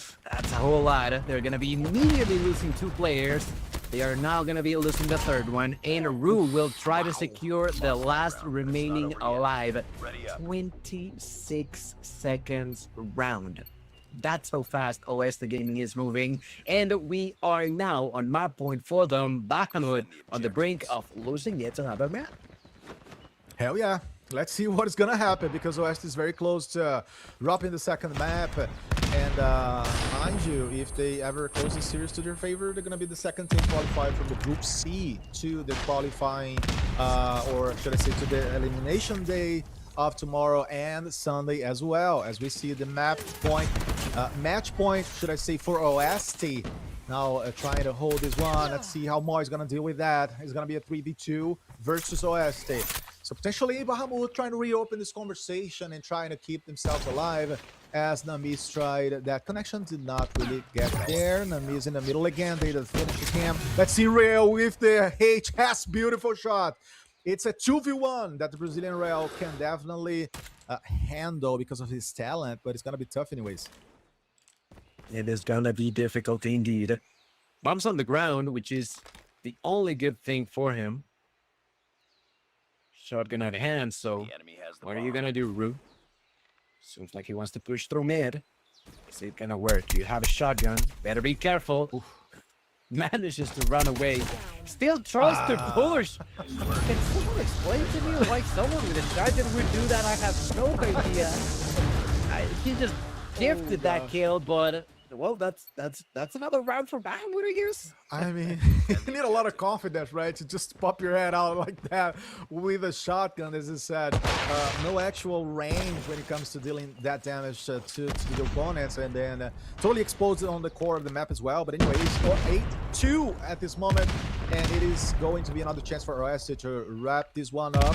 Let's see if they're going to be able to do that in a fast or a dramatic way. And let's see how much Bahamut can grow still in this coastal. As we have Luimar coming to the middle, is going to be inside of there. Pushes the shotgun. Nice connection against Namis.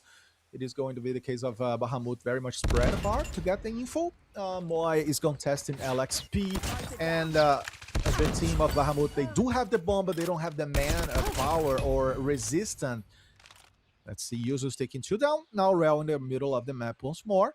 It is going to be the late portion of the round, and Bahamut now needing to use everything they have, right? It is the moment of them maybe to rotate to A. You know, use a different route over here. But Real was, Hell was faster enough to get Yuzus in the middle of the map. It is a very balanced finishing, as we see Real fighting for his life. Is going to be tough for him, but he's going to be trying the best.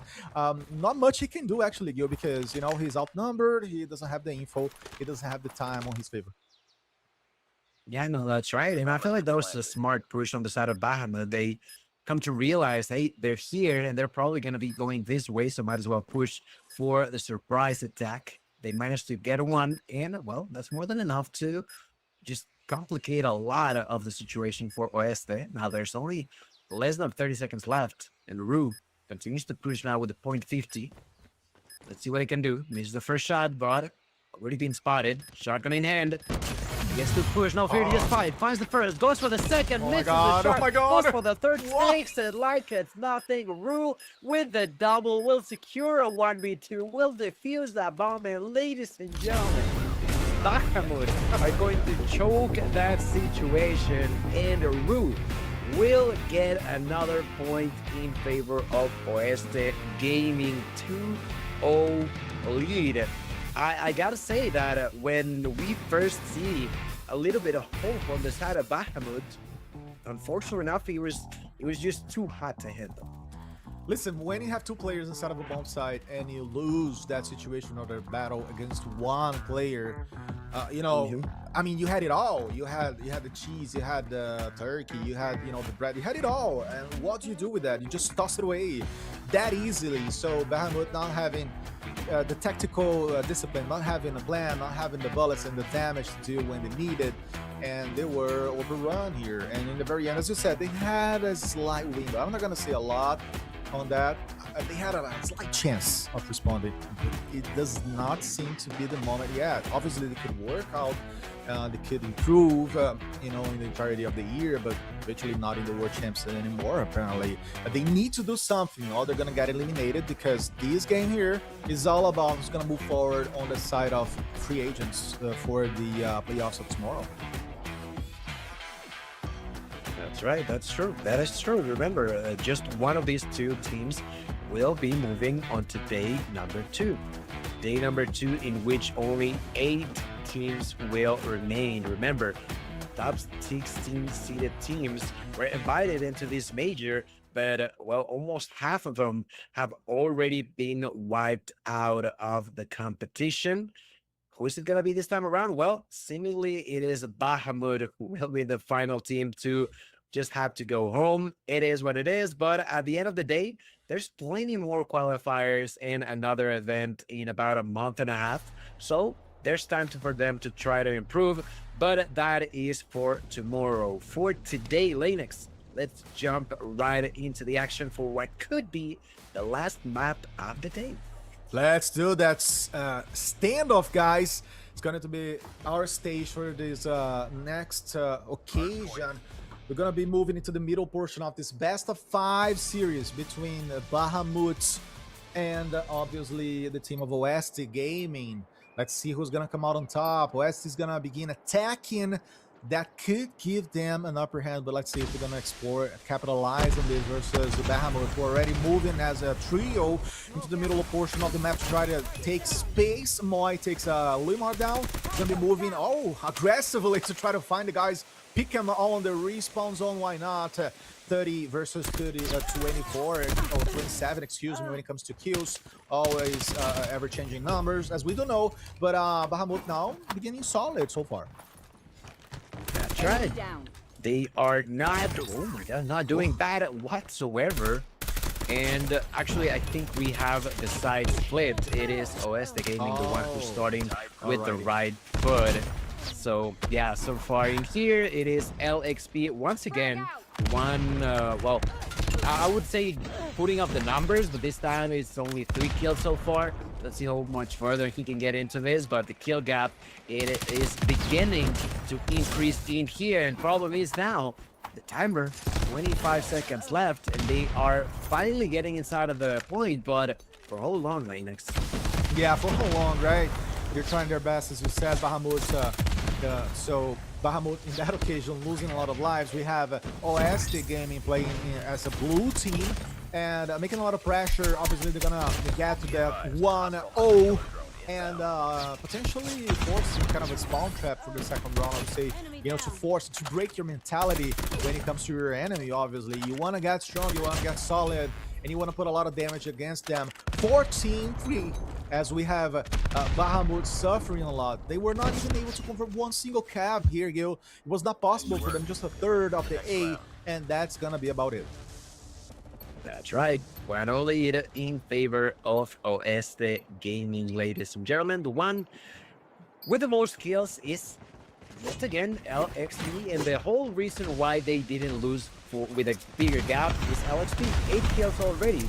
And in here, well, we're gonna begin round number 2. Let's see if anything changes. In here, Rue with a planter of bullets flying his way, tries to push for more, ends up getting killed, but that was enough of a distraction for Spectre to find a double. So that's the type of teamwork that you can get. It does not matter if you die, if your teammates are there to retake that refrag. Now in here, Moy will continue to capture the B site. They are now beginning to have those operators available, and the kill gap is already on 7 kills. It's very interesting how West is trying to take space out of Bahamut, right? Pressing them close to the B. That is a very bold strategy when you try to go straight to the B, and you know your opponent could be organized. You know your opponent could be marking some spots, some entrances because of the pixels and the static lines of fire. But, you know, even so, West do not care. They have the confidence of who's winning for 2-0. And that's how they're gonna play it actually from this point on. More than 10 lives as an edge, and they've been, you know, stepping on both caps. And if they ever win as a double cap here, I'm gonna say it is too much. Maybe Bahamut should just drop the cell phones and go home. Might as well do so. And here I look at LXP now with a claw. Let's see what he can do with it. Already took one. Boy has that PEM available. He out. 17-7. LXP still alive with a claw. Pushing to avoid them capturing the A side, but runs out of time. Problem now on the side of Bahamut. Only 5 lives left. No more respawns. In here trying to survive. There's LXP in the middle of the map, trying to reposition. Going with the Siege Blade. Heliomar with the Annihilator. Missed that first shot. Was for the second. Pushes one side with his ally. They dot finds one, immediately gets executed. That is only now 3 left, and Lanix, this is definitely going. Ooh! Nice shot there for Namis. That was a dry bullet. Oh my god. If there was someone behind him, that bullet would have became a collateral one. But look at that. Look how beautiful the strategy on the side of Oeste is.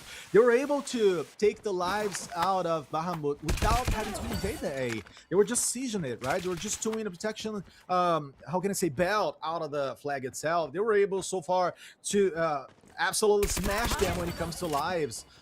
You see users fighting for his life, but that's not gonna be enough. It's him versus 8, and it is a matter of time as well. As we see the second round going to the side of Oeste, but like I said, beautiful strategy. You have a concept of a gameplay, right? It's different than just trying and fighting, just in a disorganized way. Target down. And you may be wondering, what were the side of Oeste Gaming doing? Well, they were basically just waiting, and that was it.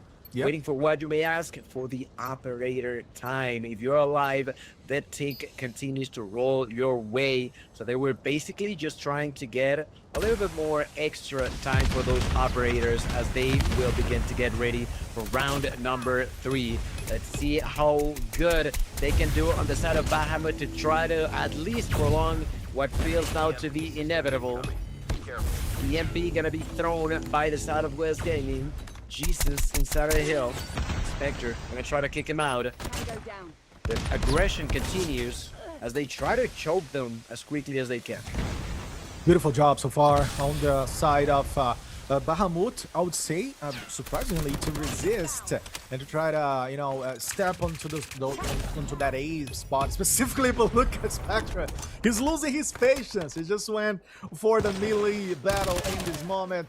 23 versus 19. You see Bahamut having a momentum, but then just falling off on energy, falling on focus. They're not going to be able to sustain this level of gameplay versus Oeste, who seem to be the better side at this point. They're looking already, in the picture, let's say, the final picture as the winner of the series.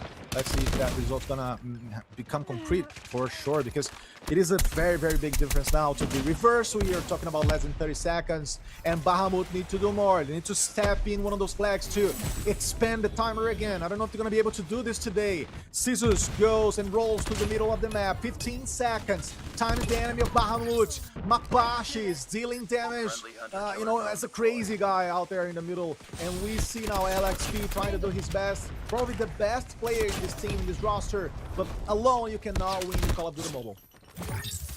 That's right, only 4 lives left. There's Mapache finding the kill to LXP. That's double now for Mapache. Only 2 remain alive, but does not matter. That's right, the clock was ticking. The round is over. Ladies and gentlemen, Oeste Gaming will move on to day number 2 on this decider match on the C group. GG, well played.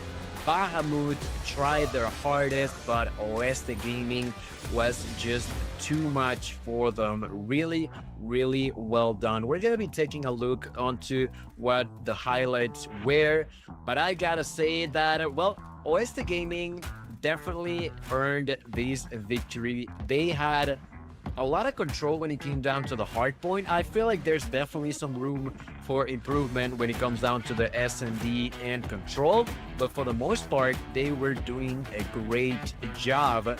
And well, they managed to beat them twice today and earn their spot. It was not an easy path, but today, Linux, Oeste Gaming is at least, at the very least, a top 8 game, and they have also secured, let's be reminded, a part of that prize. Oh yeah, so we just hop into the prize pool, as you said, joining a lot of other teams. And I would say it was a very interesting victory. They knew what they're doing. They did not open any kind of breaches for the side of Bahamut. Not only in this map, right? All over the left maps as well. They were a very solid side, not really hesitating.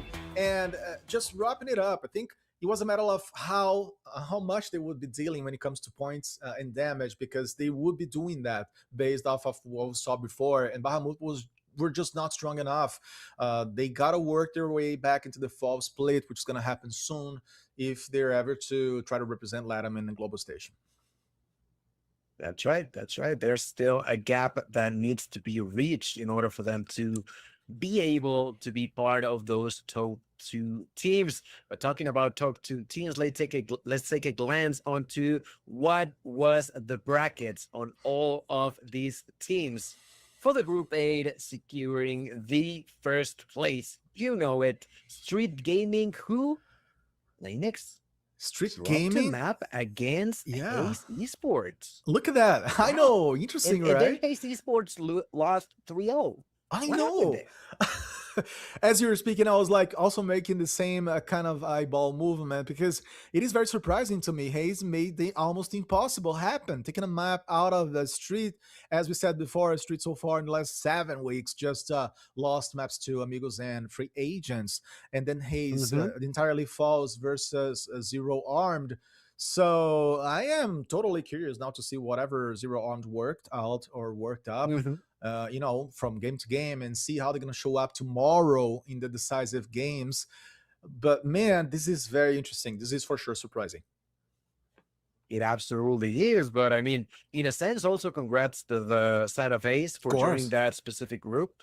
Now, onto the B group, we have on first place Amigos Gaming. And if you're wondering, well, what happened with Mythic Burst and Tewas, that's still an ongoing match. They are still trying to decide who will move on to the day number 2, which is really interesting because, as you can tell, they already faced each other and they went all the way to the end, being the only Oh match yeah. that actually saw a map fight. That's so interesting, right?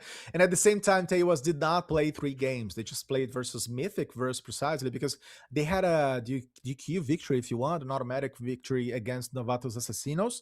And I am very, very much interested in knowing how Mythic versus Tewas is going on, precisely because, Gil, Tewas is coming to this championship a little bit less strong. They have lost 2 or 3 players, I believe, Mhm. from the summer split to the points major. So they're not the same Tewas anymore. So I wish to see, or I want to see tomorrow, how they are going to deal with the rest of the competition if they ever are to qualify for Saturday. Now, talking about the Group C, we have Free Agents already up there, and Bahamut, we just saw them beating OST. Opa, actually we have a mistake there. I think the names are swapped. I immediately looked at OST and they were the qualified side, and Bahamut is out. So Free Agents and OST Gaming, to be fair, Gil, advancing to the weekend. That's right. That's for Group C. And for Group D, the final group that we saw earlier, that is going to be Arise 6S, who moved on first place by defeating Evox Gaming 3-1. And then Evox, well, not too happy about not taking the first place, but will take gladly that second spot For sure. by defeating 3-0 versus Galaxy Esports. That was all the action that we saw on day number 1. And like you mentioned, Linux, today, a lot of 3-0s, and that's because of the gap that exists within all of these teams. But on day 2, it is going to be another banger because I'm sure those 8 teams will bring their hearts out.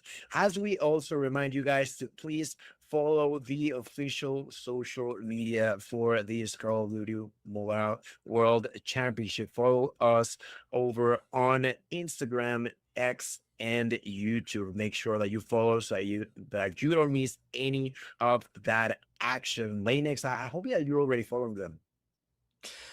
Thanks for being this fantastic duo that you are. It was an amazing day. I loved casting it all with you, with Adam. Jesus can save you, and let's see what's gonna happen tomorrow. So have a great rest, and see you this Saturday. See you tomorrow.